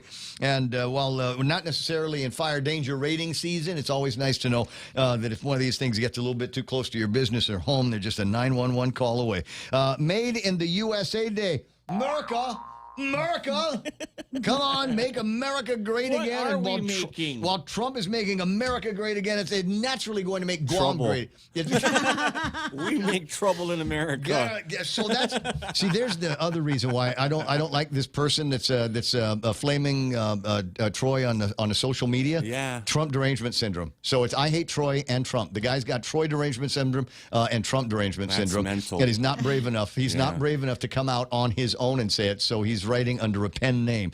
And you shouldn't do that. You shouldn't do that. There's the three of us here, Jerry Roberts here, and any number of people that call the radio station, and they never use fake names. You know why? Unafraid, uncancelable. And that's the way everybody needs to feel these days. There's just too much crap going on, and I bristle at the idea that there are people that have something to say that know things. I know secrets, right? I know secrets, but are afraid to come out and say it. Today, literally, is Freedom from Fear of Speaking Day. Now, that might be... Is it really? Yes, that might be for people that are just afraid to go up and deliver a speech in front of a crowd. Yeah. But I'm gonna scary. Everyone's naked. I'm gonna turn this around. No, just that guy. Just that one guy. 'Cause there's no rules on, bro. There's no rules on Guam anymore, and there's no reason to be afraid, especially now with all of these allegations floating around. You're gonna die. Yeah, you're gonna die anyway. So you better say something. Get it off your chest. Be bold. Don't be unafraid of retribution. Call to retribution, huh? Go ask Doug Moylan about how you can learn to be a whistleblower and You be haven't had him on in a while. Lash out like Peter Santos. You know what? I'm letting him get some rest. You know, I'm worried that I wake up the guy every morning at 6 o'clock, and he's got to be one of the first voices. He voices. wakes up anyway, just in case. Yeah, he's up anyway. But honestly, there hasn't been a whole lot to go over about him. It's so he can go off island. Go off island, Doug. Yeah. We don't need you for a while. No, but I'm sure, that would go. Yeah. Well, but with everything going on, and is it possible that since these indictments have been unsealed now, there is less of a drive at Adeloop to conduct lawfare against Doug Moylan? Because now they've got their own stuff that they've got to take care of. Yeah, the plate's getting kind of full. Yeah. Maybe we'll just we'll lawfare against Doug later. In the meantime, we got something hot here. We're actually working with a hot potato. God, I'd love to hear some of the conversations that are going on over there. Or maybe I have heard some of the conversations that are going on over there. I just can't say it on the radio. In 20 minutes, it'll be 9 o'clock in the morning. Donna, that's enough out of you. Okay, bye. We'll yak at you a little bit later on. In the meantime, we're going to grab a break and come back with stuff that it will be of interest for sure for me and Joe, maybe you as well. Half a day. Kim Anderson from Security Title here to share some behind-the-scenes functions of a title company. First, we search the chain of title to property, and when a critical link is missing, we work with the owners to correct their ownership. When it comes to a sale, we work closely with realtors and lenders to ensure a smooth closing. Finally, we back up our work with a title insurance policy that guarantees the buyer they actually own the property. Security Title has the management of real estate closings down to a science. Give us a call. We are here to help. Stay cool all year round by checking out Johnstone Supply for your HVAC and refrigeration needs. Located at 170 Guerrero Drive on Picanell Road in Tamuning, call Johnstone Supply today at 671-649-0581. That's 671-649-0581. Open 8 a.m. to noon and 1 to 5 p.m. Monday to Friday. Open Saturdays from 8 a.m. to 12 p.m. and closed on Sundays. Stay cool with Johnstone Supply.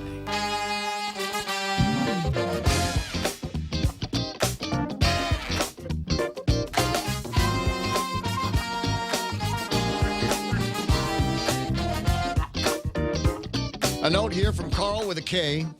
Today is the official midpoint of the year. And it's What hump does that day. mean? It's double hump day. Double hump. It's halfway through the week. Even it's though Hat Trick Wednesday. Even though Friday is a holiday, Wednesday is still hump day in many cultures. And if we're halfway through the year, then it's the hump day of 2025, according to Carl. It's the gooch. Yeah. But there's also, I went all the way through the celebrity birthdays, and apparently I missed one. Who? Charlie Hermosa. Oh. Charlie Hermosa, Senator Charlie Hermosa. Charlie. I don't know. It depends on what we find out about what would happen if Josh stepped down as lieutenant governor. He's acting governor now, I think. Oh. Yeah. Because I thought I saw that in a write-up about the ribbon cutting. I'm sorry, the groundbreaking for the Agana swimming pool, which is tomorrow. Did they invite you? Did they give you one golden shovel for Ray Gibson? Yeah. Come on, nobody's been behind the pool more than Ray Gibson. That's right. I have been calling for its reconstruction and reopening now for 1,975 days. 1,900. How many years is 1,975 days? The first dive. Yeah. There, Hey Siri. How many years is 1,975 days? Let's see if she can do the math, because I know I can't. Are you there? Hello? Silent treatment from Siri. That must be. I can redo the Siri so it's a guy.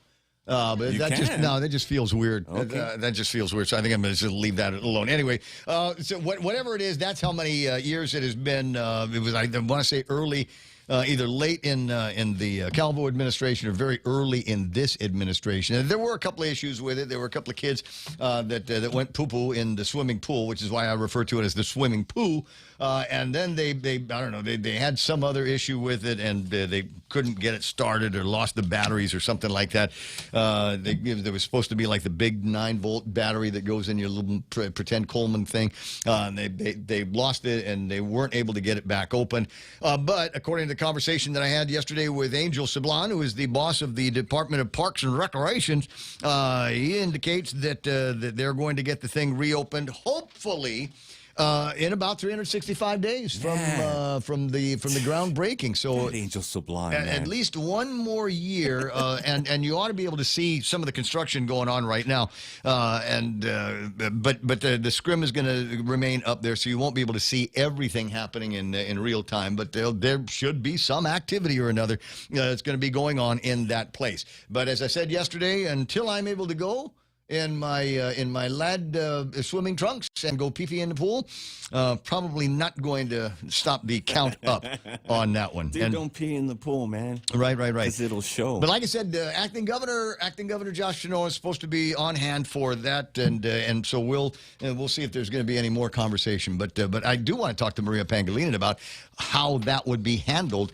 Would it be with the advice and consent of another lieutenant governor name that comes up over at the you know what's how would we do this? What would be the highest and best tactical advantage for the administration if Josh were to, quote, step down and they were going to bring somebody else in, whether they're going to appoint them and have that taken over, presided over at the legislature like they do with, directors and agency heads and things like that, or maybe on election. Is there a name out there that could have some kind of an advantage as we do this? Maybe would it have to be a Democrat too? Could they reach in and rewrite the rules of majority over at the legislature? Like, because it's not so bad. Chris Barnett, Therese Terlai, Sabine. Sometimes they tend to mingle with the Republicans. Maybe, yeah. So what would happen if they reached in and all of a sudden took one of those names that mingle with the Republicans out of the mix and ran them as the next lieutenant governor? Would it be that much of a stretch for them to go, hey, Chris Barnett, how about we make you the next lieutenant governor? People seem to like you. He won't bite. I don't know. But there's got to be a thing. Somewhere out there is a name. Somewhere out there is a somebody that might be interested in being that next person. Whatever's going to be happening with the administration, how much influence they're going to have over anything in the government of Guam in 2025, and what's left of the administration remains to be seen. Remains to be seen what's going to be happening with Josh 2026. I'm hearing that there are some interesting conversations there where people that would like to see a little bit more by way of transparency are a little bit miffed at the administration's decision to no longer answer. They'll respond like, yes, I received your questions, but they might not necessarily answer them. That's where we are this morning. 8:48. Who's on the phone? Lieutenant Governor. Yep. Oh, no. Okay. I was good. Hey, the hardest working person in the government. That would be Maria Pangilinan. Let's make her lieutenant governor. Half a day, Ray Gibson. Hey, you're bald too, right? No, I have hair now. Hey, how about that? My prayers are answered. My prayers are answered. And see, God bless her, because she always knows that I'm the king of Decassi, right? Yes, sir. All right. Well, first thing, I got a election question for you in a couple of minutes, but I did want to make note that you still got your job over at the University of Guam, and you're going to start looking for some new students, right? Am I reading this story correctly?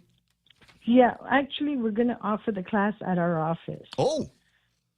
Well, okay. So what's the class? What's the nature of the class? This poll worker program. Yeah, so it's it's a special project on elections administration.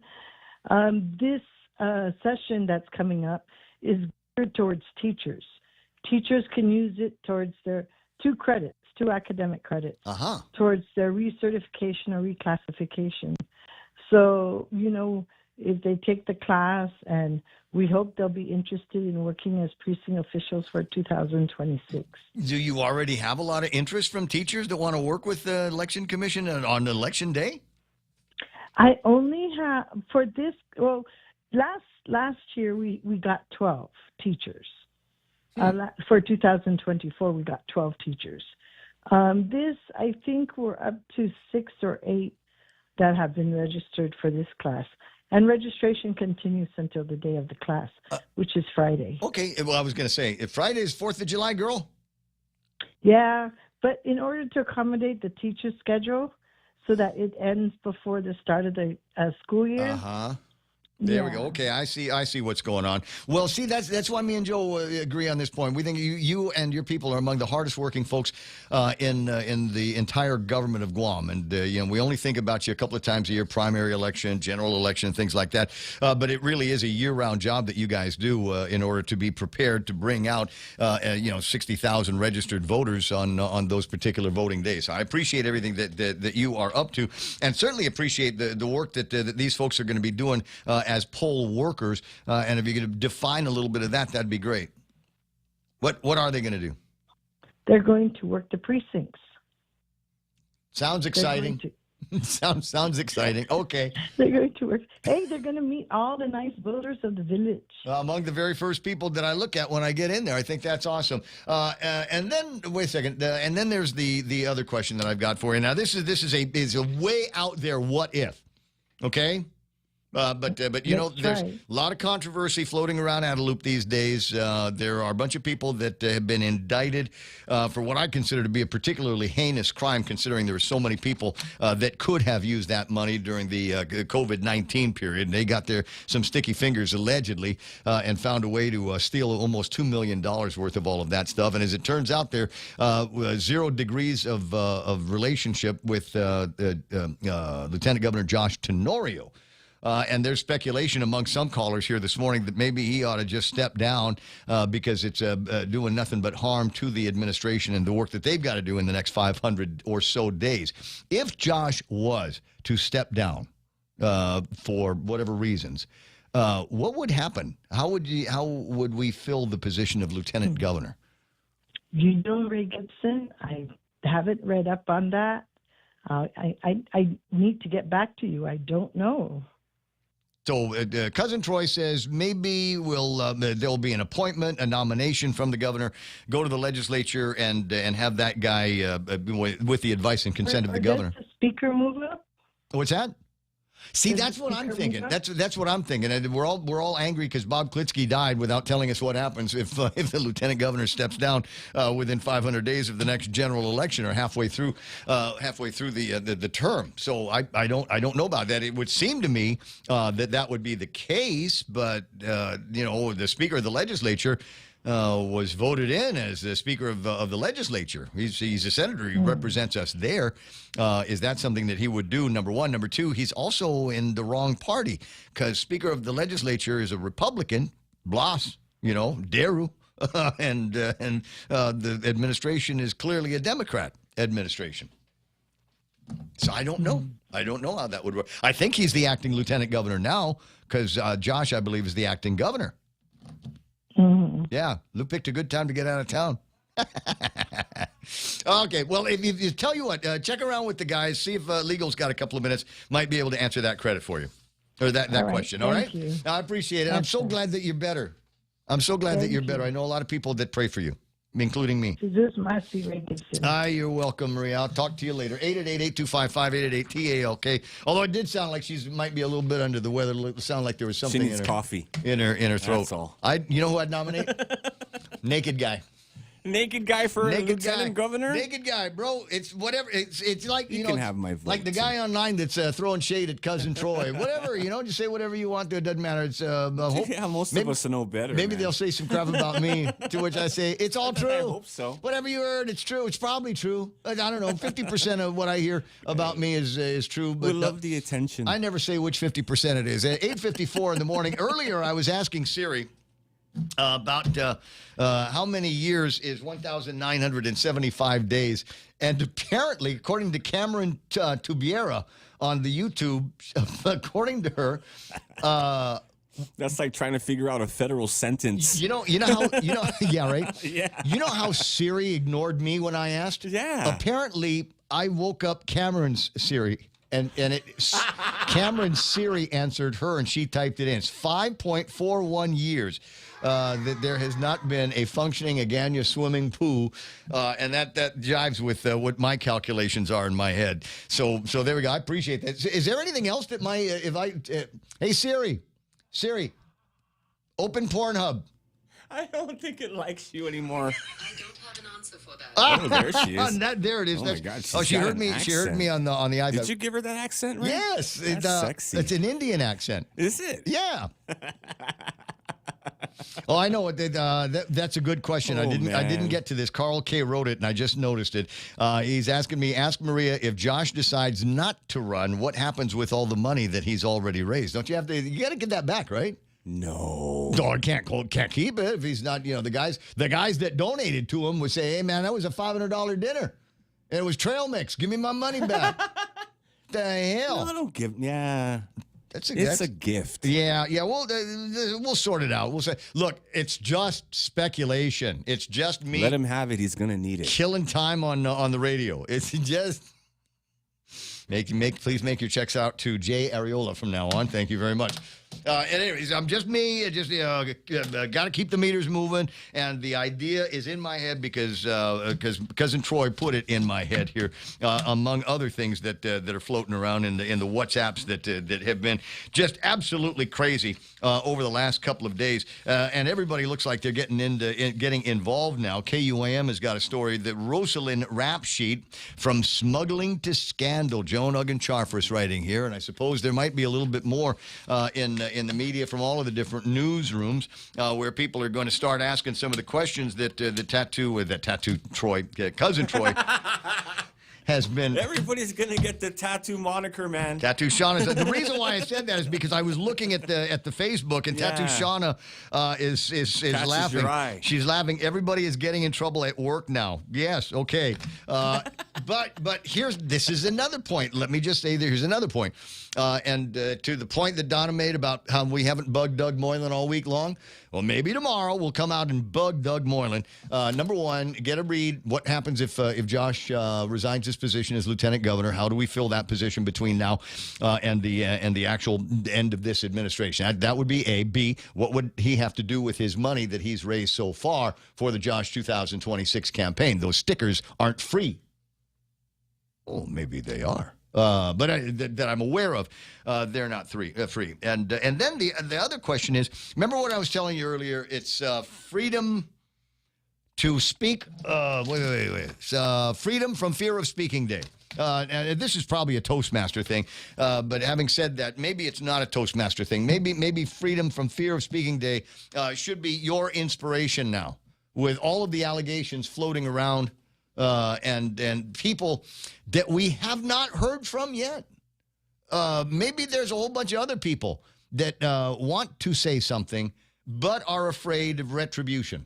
Should they leak? Should they talk?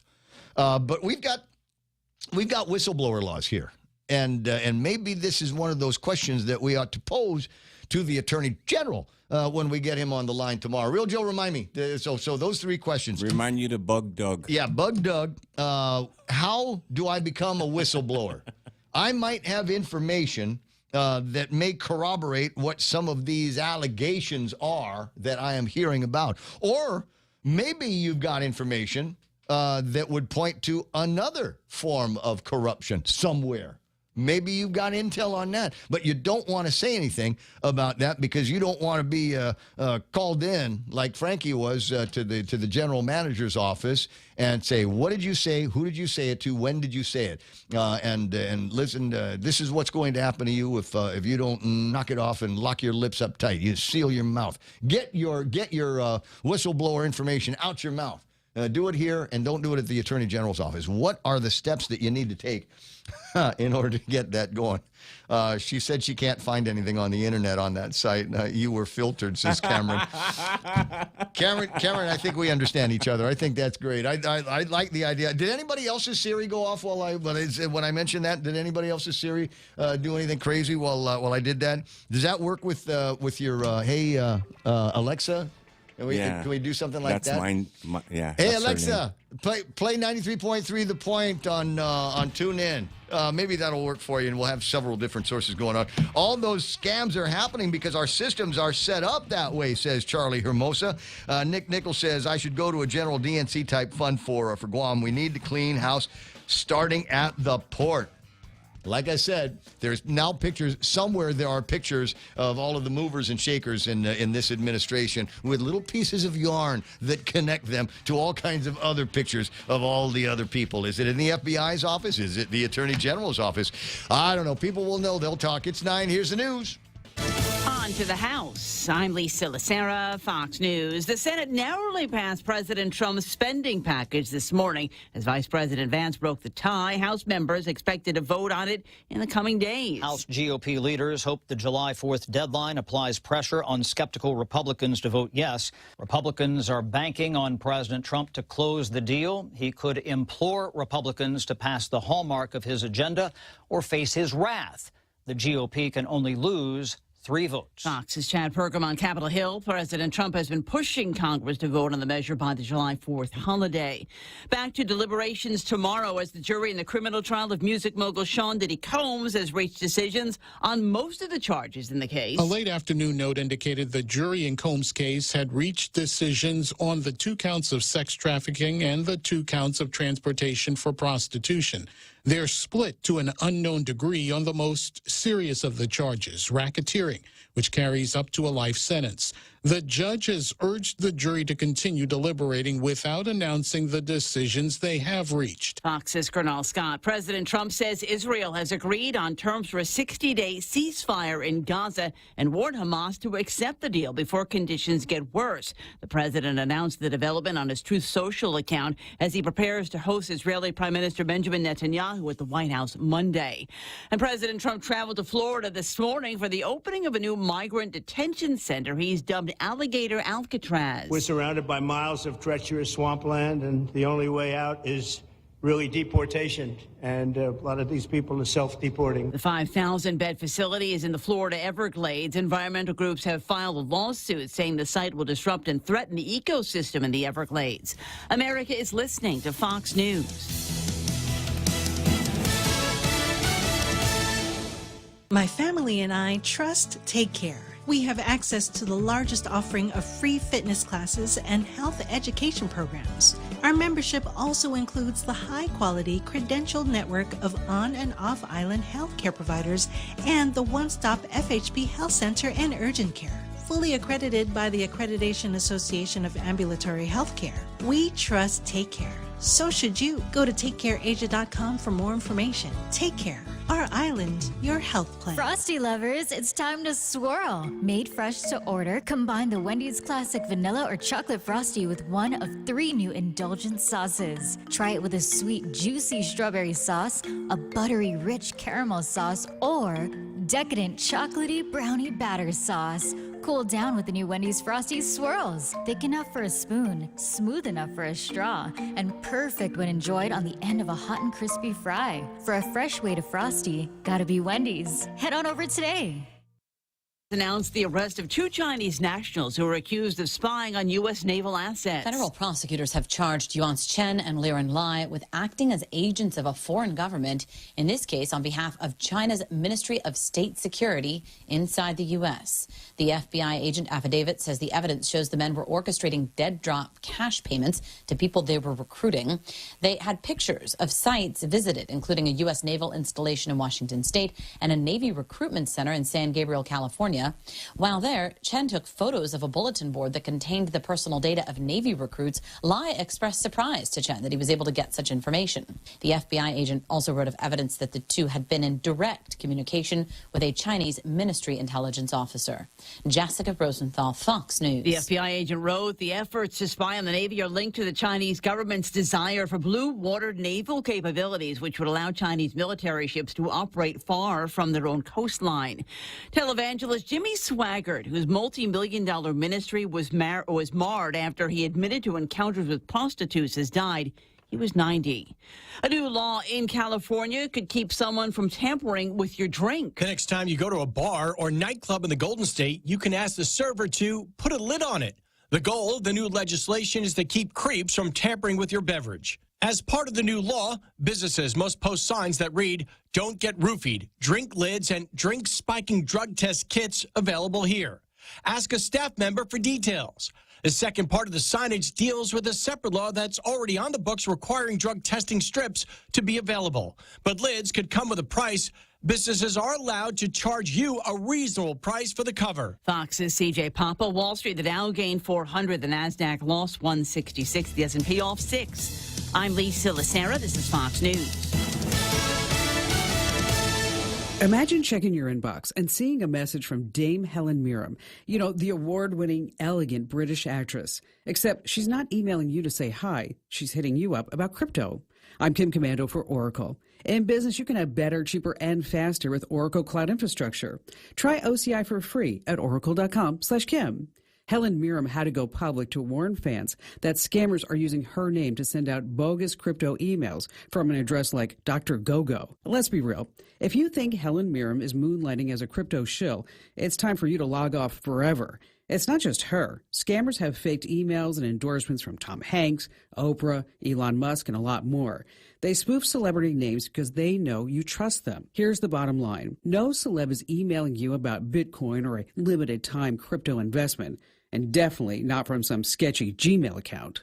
Start your day with my free newsletter, so this way you'll always be tech ahead. Sign up right now at getkim.com. In business, they say you can have better, cheaper, or faster, but you only get to pick two. But what if you could have all three at the same time? That's exactly what some of the world's most innovative brands and AI tech companies have, since they've upgraded to the next generation of the cloud, Oracle Cloud Infrastructure. OCI is the blazing fast platform for your infrastructure, database, application development, and AI needs, where you can run any workload in a high availability, consistently high performance environment and spend less than you would with other clouds. So how is it faster? OCI's block storage gives you more operations per second. Cheaper?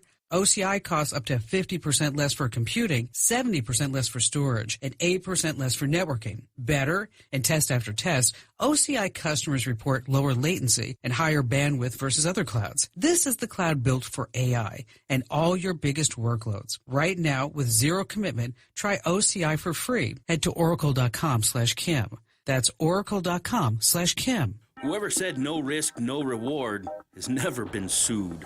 Hi, I'm Dave Silva from AB Risk Solutions, and our job for over 70 years has been to help businesses just like yours manage risk. Manage risk? We will never be able to totally eliminate the myriad of risks every business faces, but we can help you manage them and recover when disaster strikes. From mom and pop operations to high-rise hotels, we're the experts businesses have counted on for many years. Call me today at 777-2668 for a free risk review and consultation. AB Risk Solutions, formerly known as Aon. Introducing Nissan Guam's exclusive first-time buyer program. Perfect for those with little or no credit history, no co-signer required. It's simple. You apply, we approve. You drive away in your brand new Nissan. Low monthly payments perfect for any budget. Get started on your finance pre-qualification at nissanguam.com or call their helpful sales team at 671-647-7261 today. On approved credit, conditions apply. See Nissan Guam for details. Half a day. Kim Anderson from Security Title here to share some behind-the-scenes functions of a title company.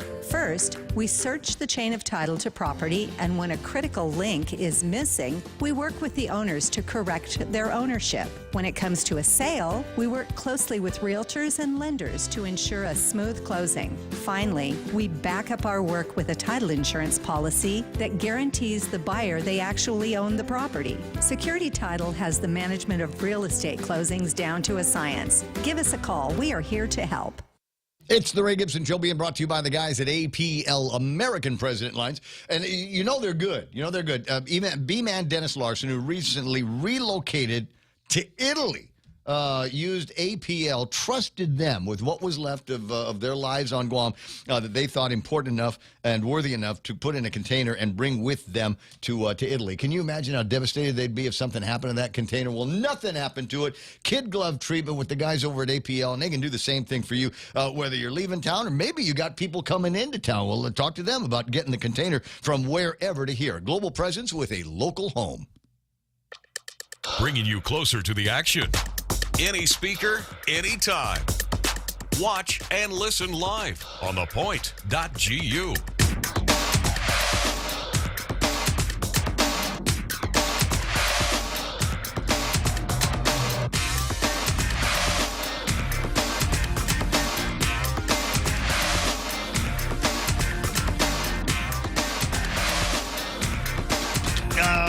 have any guests today, right? It's just me and you? It's just us goofing off? Just us. Having a good time? Yeah, you and I. Got it. So I'm looking over about, there's stuff that I get that, it's in a, for inside baseball. If you've ever wondered, hey, what's it like being a radio broadcaster? Well, in the morning show, we wake up damn early. I wake up at the crack of 4 o'clock. The alarm is set for 4:05 just in case, whatever reason, I don't get my head off the pillow in time. The alarm will go off, and there's more than one alarm, one after the other. Just to ensure that, okay, I'm up. The cat's grumpy because I haven't fed it yet, and I got to make the coffee and turn on the hot water heater and do all of those things. I'm at my desk at about 5, usually within a couple of minutes of 5. I come by the radio. I come into the studio, take care of some studio stuff, make sure we're ready with all the broadcasty things that we need to do for the visuals and the socials. And then I go to my desk, and I hit as many websites as possible. I've got a couple of alert feeds in my newscast that will alert me to things that are going on that have the word Guam in them, and they're still, you know what they're still making a big deal about? What? 3,500-year-old rice that has been found in the caves of Lekechen. There are still a ton. There are still a ton of stories about that. Yeah. Distracting you from corruption. Hey, cousin Troy. I don't want to piss off Crystal too much because her dad's my mayor. But cousin Troy, since they're already mad at you, can you find out where the governor left and when she's coming back? When did she leave? Where did she go? And when is she coming back? Is an interesting question because all of a sudden Josh is the acting governor. Do I want to use the phrase from Saturday Night Live? How convenient. What could go wrong? I don't know. Anyway, so that's the other thing. As I get in here, I've got a pile of junk that follows from all of these stories that have been about Guam military. I've got an alert for United.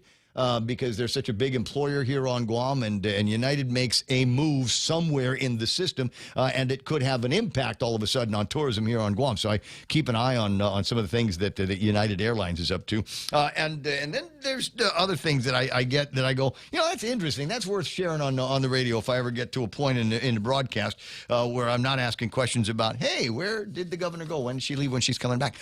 But anyway, so here's one for you. Each little McDonald's Happy Meal unlocks a world of endless play with a McDonald's order and one of 21 mini toys inspired by what families see at the company's restaurant. This is huge in Japan. They've got these vending machines over at Donkey Village, right? Yeah. And they got little things that... Is that what they are? Yes. Oh, my God. That is a major... I stay away from that area. That's a major trend. They come out in these little egg shapes and everything, and it's always random. And you're supposed to, collect them, and you can build a little sushi shop or it's an izakaya shop or something like that. Just all these little random plastic Japanese things. Are wild. Yeah. So McDonald's is doing the same thing. They will come out with these little teeny tiny registers, tiny French fries, itty bitty boo bucket, and it's going to be great. They're going to have the McDonald's soft serve ice cream thing, but it'll be broken. I don't know when it's coming, and I don't know if it's coming to Guam. Good news for our stateside families. Target will hold 2024 prices on school supplies as they get ready for back-to-school season, college season, etc. They're not increasing the prices on the items in their shelves for back-to-school. And I'm just throwing that out there because, even though I don't have any kids in the mix, I got kids that are college-bound, and whatever she needs, she'll send me the links on Amazon or something like that. They don't need a protractor, right? Yeah, they'll get it out there right away. But anyway, so that's the thing that I worry about. So the people at Target, but I'm sending out the message here. Thanks, Danny. I'll read it in a second. Sending out the message here for all the retail guys. If you want to do parents a favor in this town, number one, keep your prices back to what they were in 2024 for all your back-to-school junk. And I'll tell you what, if you do, I'll give you free advertising. I'll talk about it every day. Go over here if you want to get this. Go over here if you want to get that. They're holding the line on the prices on all their back-to-school stuff. By all means, do that. And I will talk about it on the radio, mention your company's name and all of that. There might be a couple of other things in the interesting pile, including this. And I'm sad because, A, we don't have a Target on Guam. There's no Target. There's no Starbucks. Guam sucks. We don't have a Red Lobster either. For the ultimate dining experience, guests can customize their seafood boil now by choosing from 2 delicious options. Mariner's Boil, featuring a Maine lobster tail, a dozen shrimp, snow crab legs, corn, and red potatoes, or the Sailor's Boil with a mix of shrimp, smoked sausage, corn, and red potatoes. I like a seafood broil. The corn. The corn. I love the corn. I'll take the corn. Exactly. So, but we don't have a Red Lobster anymore. No, we don't. They were open for like, what, 20 minutes? And then it's like COVID time. Okay, pull it out. Pull it. I think the windows of that at Tumont Sands still had the lobster on them, right? Yeah, they got the claws. Most of the building, I think most of the inside could still be. I mean, you could go in there and turn it into a bar and nightclub restaurant if you wanted to now. Who's on the phone? Who keeps calling? David Sablon, line 1. I asked him to call. Because he knows stuff, man. He's our next Klitsky? Yeah, he knows things, man. All right, got it. All right, Big Dave Sablon on the line, 9:15 in the morning. And are we not already friends on Facebook or Instagram or something? I noticed that there's people you may know, and there's a picture of you when I first met you, and some guy looks like a high-ranking representative of the Republican Party. No, I think that picture, if I'm not mistaken, was the Assistant Secretary of Defense giving me my certificate as the chairman of the Employer-Supported Guard Reserve State Committee here in Guam and the CNMI. That was several years ago when I received that in Washington, D.C. But it's a legit account? Yes, I think it is. If my picture is on there with the Assistant Secretary of Defense giving me that certificate, that's the photo I put on my Facebook page. Perfect. Now I do appreciate, I asked Maria Pangilinan, and she wasn't up on the Guam Code Annotated and the what is it, the Organic Act on what would happen if he decided that it would be better for the party, would be better for the administration if he stepped down as lieutenant governor. Given the allegations against members of his family and his own boyfriend. So, you've done the research. What would happen there? Well, it is in the Organic Act of how to replace the lieutenant governor if he should resign, death, or for some other reason he cannot fulfill the responsibilities of his office. And that's in Section 8, the United States Code 1442B, parentheses D, Delta. And it basically, states that the governor appoints a new lieutenant governor, but she has to submit the name to the legislature, and they must give their advice and consent. That's basically it. And that individual would then just serve out the rest of the term of the lieutenant governor together with the governor. Mm-hmm. And it's pretty simple. No other stipulations, like they need to be from the same party, have to have no hair, something like that. Well, it doesn't state that. It's up to the governor. She can appoint anybody she wants to that office, but it still has to go to the legislature for their advice and consent. Right. Well, it's going to get kind of crazy here in the next 500 days or so, just because we've got a gubernatorial election in front of us. But now with all of the drama that is floating around surrounding the administration, and Josh, as Cousin Troy has pointed out on Candid, is, as far as we know, the only Democrat that has come out and says, I want to run to be governor of Guam. In your estimation, who else would make a good gubernatorial candidate for the Democratic Party? I don't know, who else they might have in their ranks that has the political capital and maybe even the real capital or capital gaining recognition, name recognition, to be able to mount a campaign.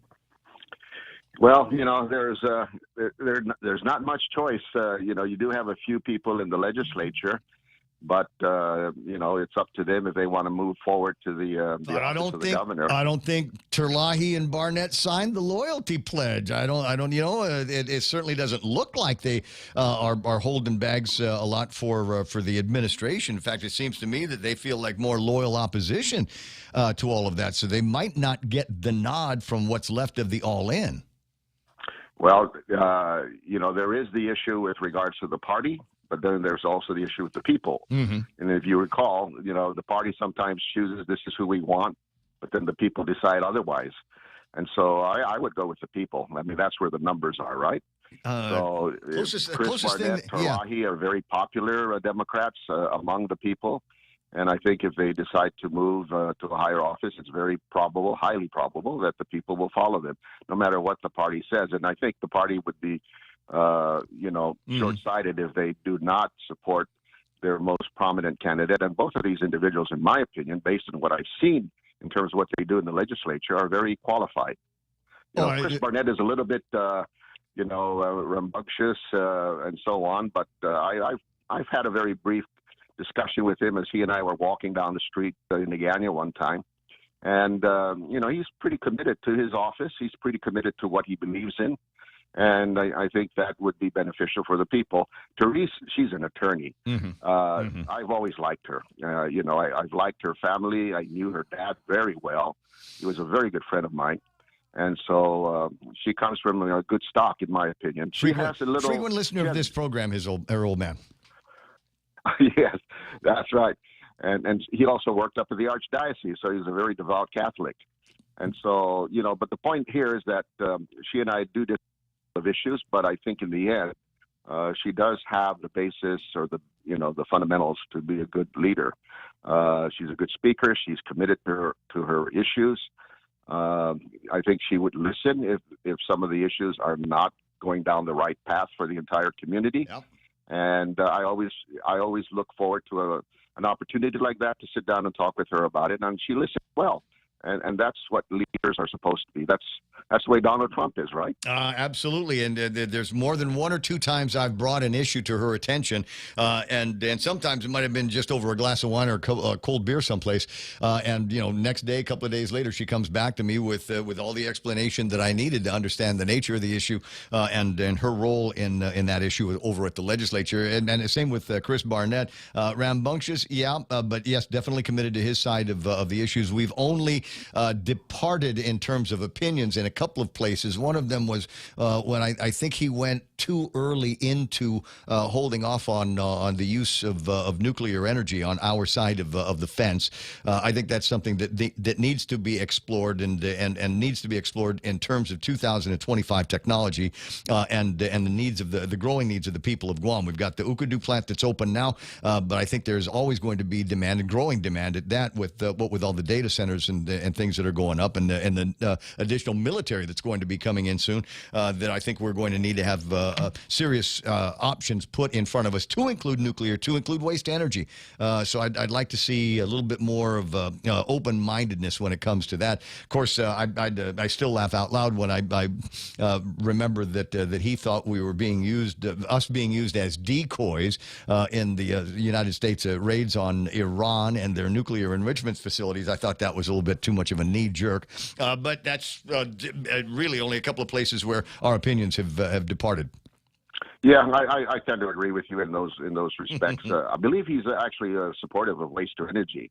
If anything, he's at least sitting on the fence on it. But I believe he does agree because he's heard a lot of some of the things that I've said about waste energy. So, I believe that he is supportive about that. But in the end, those are the only two that that have said that they are, well, not them personally, but others have said that they would make a good ticket for the Democrat Party.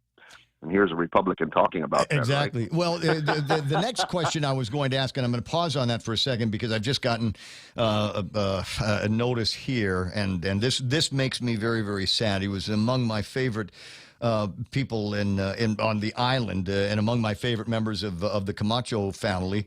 Former Governor Felix Camacho has lost his brother, his older brother, Carlos Camacho, has passed away. Yeah. I got word on that early this morning, but now I've got a little bit more by way of confirmation. Rosary and a massive intention will be held at St. Anthony School, naturally. Weeknight rosaries at 5:30, a massive intention at 6, and then the weekend rosary is at 4:30 with massive intentions at 5, and there'll be other information forthcoming on last respects and when and how you'll be able to do that. But it's just a terrific guy. And one of my fondest memories of him was I somehow managed to get myself a trip to San Diego, California, and we were running around together looking for, it was kind of crazy because we had a couple of things to think about. He was really, really craving fish tacos, and there was a really, really good place, but we were with Joey Cepeda, and we had to be careful where we went because Joey couldn't be any more than, 25 minutes, a half hour away from a serious heart center, if you recall. Right. Yeah, but we finally found one and had a great time, and I'm certainly going to miss him. We communicated regularly on a variety of topics over the years, and sad to see him go. And I'm sure prayers lifted for him and his family as they go through this terrible time. Sincere condolences to his family as well. I knew Carlos. I knew the whole family, the Perez Camacho family. I'm a Perez. My mother is a Perez, so they're my relatives as well on my mother's side. So. Of course, I worked with Felix in the past when he was the governor. And so, we didn't agree on a lot of things, but in the end, we're still very close to each other. And, I supported him in his last bid for the governorship. And so, sincere condolences to Carlos and the rest of the family, both his personal family and his siblings' family, and I think his mother as well. Classmates and friends all over the place. 9:25. I'm talking to Dave Sablon, and he was answering some questions about what may happen should Josh Tenorio decide that he was going to resign from his position as lieutenant governor. Again, that he's not. It's just speculation on what the future is going to be, and that naturally leads to some talk about what the next election is going to look like. If Josh Tenorio is not a part of it, it means that the Democrat Party may have to scramble to find somebody, and we pointed out a couple of good examples of individuals that I believe has got the political capital to get the job done and provide some competition to the Republicans. On the other hand, this is a major hand to the Republican Party of Guam. I'm familiar with some names that are being tossed around as potential candidates for the governorship. Tony Ada among them. I'm beginning to get a feel that my classmate Frank Blas might be looking at something. According to some of the pictures out there, Kaleo Moylan has suggested that he would not run from a nomination, and former Senator Marcel Camacho has also been pretty vocal on the socials in recent days. So is there an opening? Is there a défilé, as they say in the military? Well, all of those individuals that you mentioned are pretty good, to represent the party.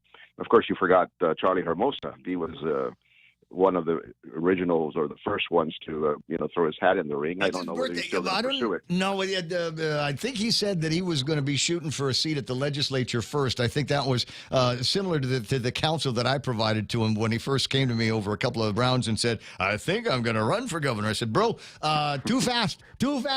Maybe a little foreplay first. Start off as run for a board, run for the legislature."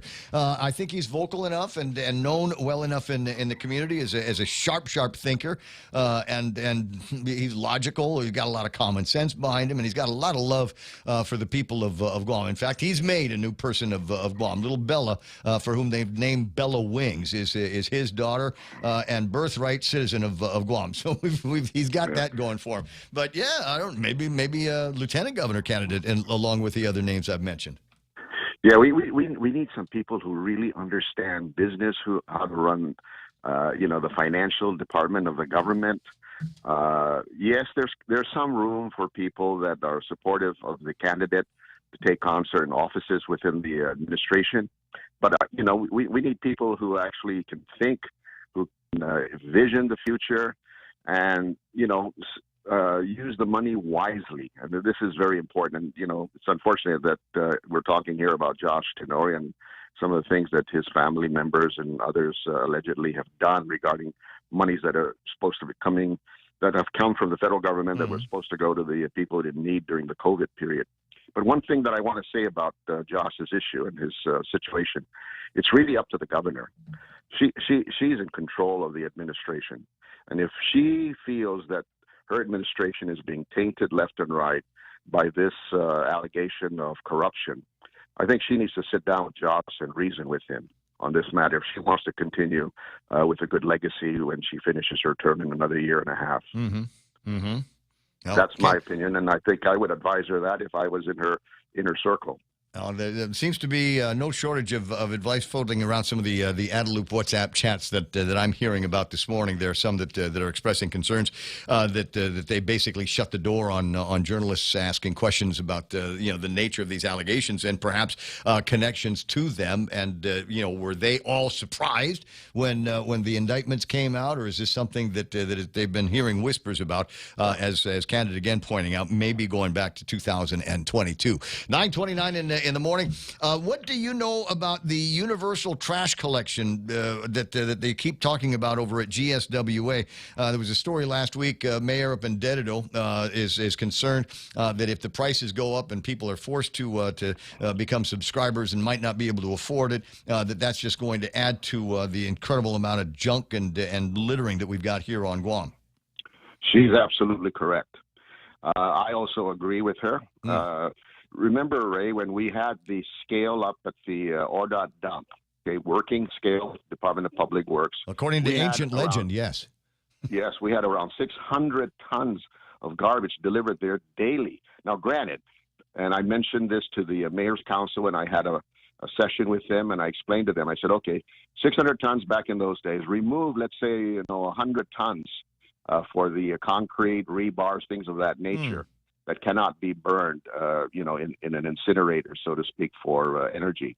And so you're looking still at somewhere in the neighborhood of about 500 tons. And down in Lejong, with the scale, it's only showing around 300 tons being delivered there. Where's the other 200 tons, going? In the boondocks. We don't know. In the boondocks. And, if those that understand business, the principle of price elasticity, if you keep raising the price, people will probably start to, fall off the customer base. So, at $30 a month, you probably eliminated about, maybe 10, 15% of the customer base. They're either putting their garbage in the neighbor's bin, or they're just throwing it in the boondocks, or they're burning it. Okay, so those are some of the options that people have rather than the Guam Solid Waste Authority trucks.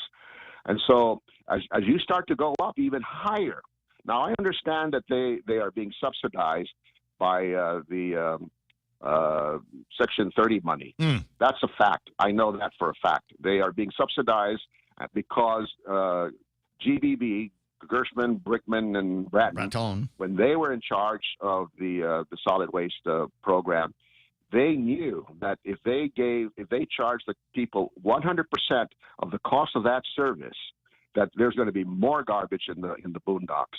And so they kept it at that $30 level, because that pretty much is something that people can still pay, even though they're being disgruntled about it. But notwithstanding, you go up even higher than that, you're going to get more garbage in the boondocks. And that's why, if you look at the cost to burn the trash, it is much cheaper. And even for those that are in the commercial business of collecting garbage from all the commercial establishments, it'll be much cheaper for them. And so it makes a lot of sense.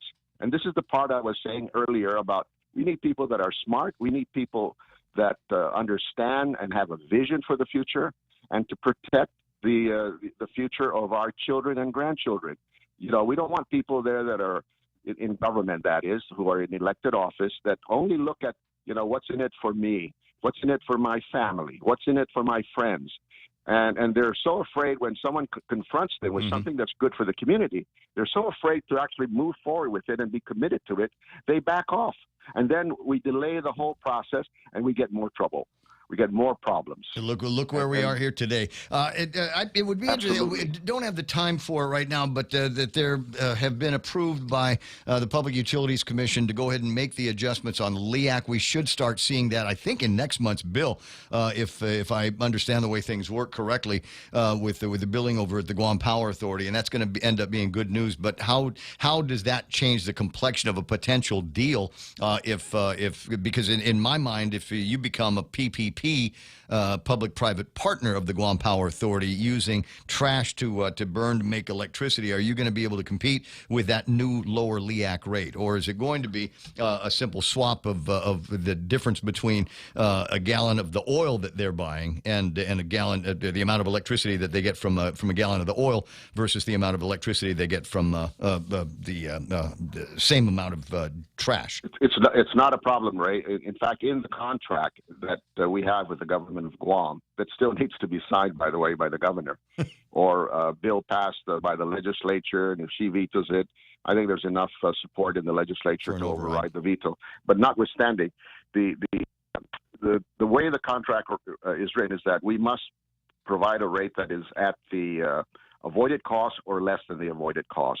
And so what that basically means is that if GPA is charging so much because they're for their electricity using fuel oil, then we must charge basically the same or less than that. Okay. And even if it's less than that, we still make a profit. We're not going to, go off the deep end here, so to speak. And so there's not a problem then, and that's the contract. That's the way it's written. In other words, why would GPA want to buy electricity from us if it's more expensive than them producing it burning fuel oil? So it makes sense for them to buy it from us. And right now, because we're an isolated utility, we need to have at least 70% in reserve. Mm-hmm. In other words, if we are consuming roughly about 250 megawatts a day, then we need an additional 70% of that in reserve. And in fact, the more, the better. Why? Because every year, every day of the year, probably there's going to be some down for maintenance. And so you're not going to have the 70% available at any given time. So I don't believe that there's a problem for the waste-to-energy facility to be part of the island-wide power system. And I think Guam Power Authority, as long as we meet their standards and the less than the equal or less than the avoided cost in terms of how they charge for the electricity burning fuel oil, I think we have a deal. I don't think they would shy away from it, especially when I'm adding to their reserve capabilities. Well, maybe there's an opening. The timing of the news here and the headlines that we've been talking about most of the morning here could be the opening that you have been looking for. 9:36 in the morning. Dave Sablon, always a pleasure talking with you. I appreciate you jumping in and pointing out the parts of the Organic Act that answer most of my questions. As I said, I still want to ask some questions of Doug Moylan tomorrow because I'm thinking that there are probably people out there now that would be less timid about becoming whistleblowers and saying what they know, what they've seen. Because if it's there, if we've got this where it is now, I'm sure there's other places, other pockets in the government where maybe there's a little bit of padding, if you will, going on, and maybe some sticky fingers that need to be told on. That's just my thinking. Yeah. Probably right, though. 9:36. I'll talk to you pretty soon. All right. Thank you, Ray. Take care. No problem, amigo. 888-825-5888-TALK. You're welcome to call in on that phone number. Meme Machine is online for you right now. What have we got here on the Meme Machine? New thing is a new game out. There's not Call of Duty. It's the Call of Diddy. And if you're watching on the visuals, it's a picture of Diddy, and he's holding up what looks like a gun, but it's not a gun. It's a baby lotion dispenser. Yeah. If you I know, want one. If you know, you know. Did he do it or didn't he? That's the question. So we got to break away. I got Fox News Live coming up at the top of the hour, but right now, an opportunity to find out what the other big stories are with Joan Uggan-Charfris and our crew over at KUAM TV. Buenas and Halfa de Guam, I'm Junigan Charfris. Here's a look at 3 stories you need to know for Wednesday, July 2nd. As the 75th anniversary of the Organic Act of Guam approaches, the People's House became a place to look back on the road we've traveled and to set our sights on the road still before us. According to Acting Governor Joshua Tenorio, just about 75 years ago, the Organic Act laid the foundation for a government on Guam by and for our people, gave our families U.S. citizenship, established the Guam legislature, and began a critical shift to let Guam start governing itself. Tuesday's event kicked off a series of celebrations. Destiny Cruz-Lenges has a story. You can watch it right now on our KUAM News YouTube channel. What began as a simple traffic stop in Dededo ended with a felony drug arrest. On the night of June 28th, police pulled over a Honda Accord on Route 3 after noticing the car's license plate light wasn't working, making the plate unreadable. But during the stop, officers say the driver, identified as Jason John Uggan, appeared extremely nervous, shaking, speaking rapidly, and showing signs of possible drug impairment. Uggan admitted to having a knife under the seat and voluntarily handed over a small baggie from his pocket, telling officers, quote, "I'm on probation, please give me a chance." Inside the baggie, about 0.45 grams of a white crystal substance that field tested presumptive positive for methamphetamine. Uggan was arrested and is now facing a 3rd-degree felony charge for possession of a Schedule II controlled substance. And Uno champs and fans of the card game around the island now have a place to get together, flex their skills, and win weekly prizes. This July, Carabao Brewing is partnering with KUAM Communications and Docomo Pacific for Guam's first ever Uno and Brews tournament. Every Thursday night in July from 6 p.m. to 9 p.m., head on over to Carabao Brewing for an evening of friendly competition and great brews. Participants can enjoy $off Carabao pints and wild card food specials. The tournament is open for players 21 and over, and you can pre-register by emailing promotions@kuam.com. Registration is $15 per game night, or you can secure your spot for all 5 weeks with a $50 game pass. For these stories and more, visit kuam.com. You can also stream our newscast on our Facebook page and YouTube channel, and stay updated by following KUAM News on Instagram. You can also stream KUAM on Peacock. Jonagan Charfris, KUAM News. Are you planning a trip to the Philippines? Why not come back feeling healthier and more rejuvenated? At the Medical City, we offer world-class healthcare services, including comprehensive executive checkups and top-tier aesthetic treatments for as low as $530. Imagine lounging on white sandy beaches, shopping at top-tier shopping centers, and indulging in premium healthcare all in one vacation. Book your getaway now and experience the best of both worlds. The Medical City, your trusted partner in health. What again? Ray Gibson Show being brought to you by Kim and Ron at Security Title.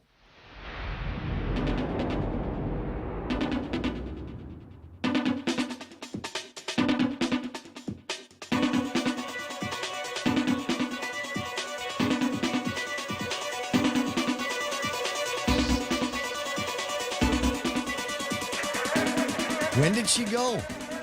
Where did she go? When is she coming back? That's the question. That's the question here. 20 away from the top of the hour. And a reminder that coming up July 5th is the birthday party, the 100th birthday for Frank Wright. Raider Battalion, Marine, fought on Guam, Guadalcanal, Iwo Jima, some bloody battles, and he's got the scars to prove that that he was there. But he wants something for his birthday. He'd like a birthday greeting from you, like a birthday card, and all you got to do is scratch one of them out and stick it in the mailbox. Attention, Frank Wright, care of the Stockton Marine Corps Club, P.O. Box 691045, Stockton, California 95269 is the zip code. Now, this is all over social media. I'm just doing this to remind you. Don't feel bad if you don't see if you can't memorize the address. It's all over social media, certainly on Facebook, and I might have even shared that on my page. If you follow me around, I'll take a look at it, and if I didn't, then I definitely will, because I'd like to do something like this. We had him in the studio. In fact, the interview is still up on ThePOINT.gu on the World Wide Web. And frankly, I've done a couple of good interviews since that one, but his I think I'm going to pin that to the top for a long time. It's a terrific guy, and he had so many wonderful things to say about the Guam that he helped liberate, but also some wonderful things to say about the Guam that he came to when he came back for a little bit of liberation fun like a couple of years ago. Up to and including, it's the end of the interview, and I think, Charlie, you might remember it. He got a message from God. He was looking out over the balcony and saw these butterflies, and that was one of those moments, in touch with nature, in touch with the universe. And now 100 years old this weekend. So birthday cards for Frank S. Wright. Get on that right now if you would. It's 9:42. Man, I got all these people shining Charlie's shoes here. Jose Martinez online says Charlie Hermosa for governor 2026. He's smart and intuitive and has the skills to go straight to Adelup, says Jose, in not defiance but disagreement with my position that maybe it need to start out small or smaller than the governor's office. That's a hell of a chance you're asking people to take, but I don't know. There could be an opening. Is Adelup's throat exposed right now to put a fine point on it? What do you think, Charlie? Hey, good morning, Real Joe. Happy birthday. Oh, and happy birthday to you. I got another Marine celebrating a birthday. Absolutely. I appreciate it. I thought that's where you were going with the 100th birthday. I was like, man, he's going to... No, I'm not that good. I'm not that good. But thanks for thinking I was. Appreciate it. No, I appreciate it. Thank you so much. But yeah, that was a great conversation with Dave. I mean, you kind of, you guys touched on a lot of points that are really going through everybody's mind right now. Well, he used to be the chairman of the Republican Party. Yeah. Yeah. So, I mean, that's the guy to talk to when we start talking about it. And, politics is a day-by-day thing. I mean, who knows what's going to happen to a Republican somewhere out there that has got his thinking he might be running for office. I think there's going to be a whole lot of headhunting going on in the next little bit. But, I mean, this could be the moment they've all been waiting for. And, hell, I'd use it as a platform piece if I was going to be running against any Democrat. No, absolutely. And you know what? The one thing that I would say, I mean, I had an amazing breakfast, a couple of months back with Dave, and great conversation. The one thing that I would say to with whatever's going on with who's going to run for governor is, I think Trump really proved that, one man doesn't really run the government. One man or woman doesn't run the government, right? It's who you surround yourself with, right? So whether you are a politician or you're not a politician, or you're that's your line of business, I think the makeup of who we have around us and who they have around them to be able to make the changes needs to happen.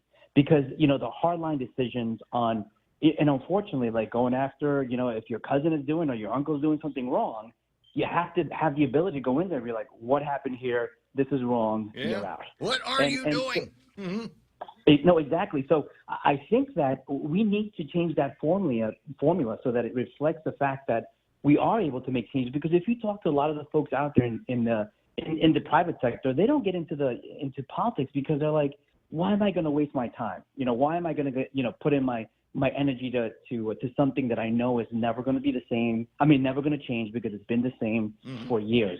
But if we start changing that mindset, right? If we start looking, into how we're going to look the next 10, 15, 20, 25 years, that is how we need to focus on. But and that's my point here is we need to change, like, with the whole dynamics of the teams that folks are running with, because you need to have the right people in the right place to make the right decisions, the tough decisions. And they may only want to do it like, give me 2 years. Give up your banking job, give up your retail job, give up your hotel job. Give me 2 years. Help me turn this thing around, and we'll set the island back straight. And so I think that is what we need to focus on. So whether we have a political folks that are thinking about running, including myself, I think that I've had really great conversations with so many folks that are in politics, out of politics, business. And I mean, we have so many great people on the island that could really make a huge impact. But it's that mindset that, we're not going to make any change. It's a waste of time. Why we're going to waste our money and energy. So we got to change that focus. Well, I think it would start, and maybe it needs to start now. Download the transcripts from this morning's Extra Point.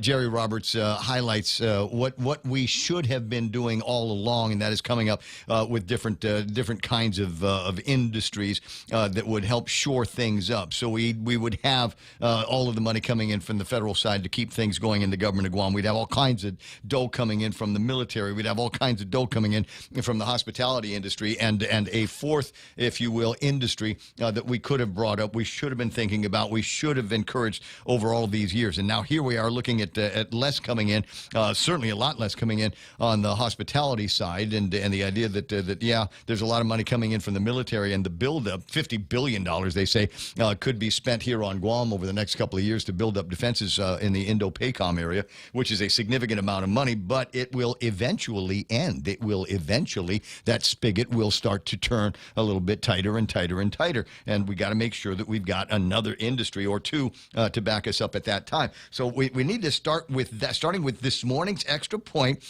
start putting together names of individuals and like you, and I appreciate the idea that you with your incredible intuition and your skills, your understanding of the way business works and how to make business work here on Guam. I think I'm delighted that you want to use that as a senator in the 39th Guam legislature, and I don't think you'll have a problem getting in there. Having said that, now who else? Who else is going to run with you? I made a joke when I was thinking about running for office.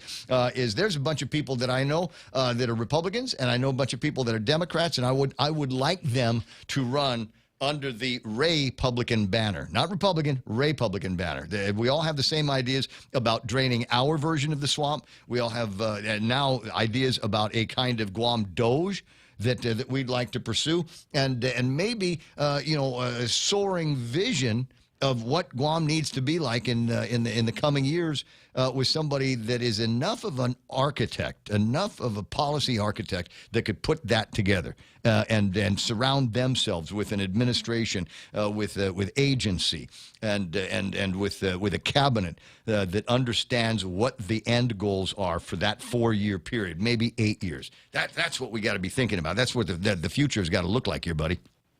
No, absolutely. And the one thing that you left out is the love, right? The love that I have, and I can't see this thing fall apart, right? I mean, every day we see things that are not going right within, the infrastructure, the famous potholes and so forth. So it's this is where I'm going to die, and so I don't want this thing to fall apart for my daughter, for my future family, for everybody that grows up here, right? Talking about all of us, but the fact is that. I had an interesting conversation with Gormanian in San Diego, and he asked me, he said, are you right or are you left? You're Republican and Democrat. I said, in the times that we live, I have to check a box. Obviously, I steer to the right, but I think that the way that everybody should be looking at this point right now is the right candidates, right? And to your point, I would love to have discussions with other Democrats, because if they are going to bring in value to the things and the policies that we can push forward to make the island better, why not? Why wouldn't we want that? Like, why do we want like everything just to kind of fall apart? Similar to what happens in the mainland. There is nothing positive about what they say about the president. Nothing. Zero. Correct. They don't give him any ground. They would rather him fail. Right? They would rather see our country fail and say, "I told you so. This is the reason why." And so we should not be at that point. We should be having very good conversations across the board. But I think the voters also have to understand that this is a very key point. We're reaching, I think, with everything going on, we have to be able to get the folks that can get the job done. Not because their names are known because of whatever they do, in the not the private sector, but the reputations that they've earned. I was going to say TV, but I don't think too many TV. But I mean, like. And I didn't want to say radio because, you're on, I was like, but, and that's the part that we want to be able to hone in on is, the people and the voters need to really go out there. I mean, the numbers were not as great, and they were not great in last 2024, maybe because it was a midterm. But now we need to be able to, 2026 is going to be very important. It's going to be very important. And I think that the voters need to go out there, really read everybody's platform. But to where I stand, I would love to see a great cadre of Republicans and Democrats going in and really getting some really good policy, working with the governor, whoever that may be, and hopefully it's obviously from our side. Well, Catherine wants it to be you. Catherine on the YouTube side says, "Happy birthday, Governor Charlie. That's why Charlie is perfect for governor. If not, Republicans will lose too much baggage with the others because of the bills that they voted for."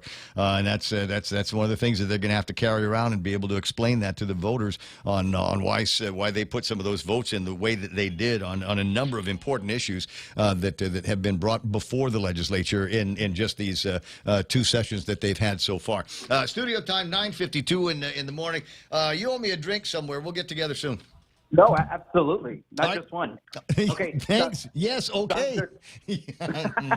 Appetizers, too. Yeah, whatever. You have a great day. You know where to find me. You too. Just depends on what day of the week it is. There aren't too many places. But tonight. I'll never see you again, Ray. Not tonight. I'm going to be in Tumont tonight. You're running? Yeah. So I might. Yeah, you know the way it works. You start at PIC. And then you run for 15 minutes or you walk for 15 minutes, and then when you hit 15 minutes, you turn around and walk back. And there's no clocks or anything like that, although like a regular 5K, there's going to be some contests and prizes and things like that. I might only own a couple of pieces of the running, Derek's running supplies. His swag. I might only have a couple of pieces. So you're welcome to do some shopping over there as well. And then maybe after that, maybe a couple of appetizers and a couple of Michelob Ultras over at Booney's. Oh, yeah. Yeah. Wow, that's perfect. Right? It's right there. Yeah. I should try, man. Bro, I'm going to park in your lot. Yes. No, it isn't. No, I think there's more parking at PIC, and it's not that far. It's just like across the street right. and then down the road a little bit, and then go hang out over at the Boonies. In fact, maybe forget the run. I'd maybe just go and happy hour There's there. plenty of parking down there, Ray. There's nobody down there. Where? In Tumont.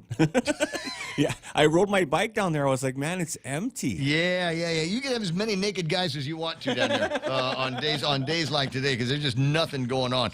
I did want to read you that the story that the cops actually put out the paperwork on that. It's in a pile of news that I was looking at. Walking at naked dog walk. Police in Spain, we're not the only ones, took a guy to jail on charges of indecent exposure. He was walking his dog naked. Actually, name your dog naked. And then you've got an excuse to make that joke all the time. Guam Police Department arrested Maurice Montgomery on the following charges: assault on a police officer, disorderly conduct, resisting arrest, assault, aggravated assault, family violence, and criminal mischief, and indecent exposure.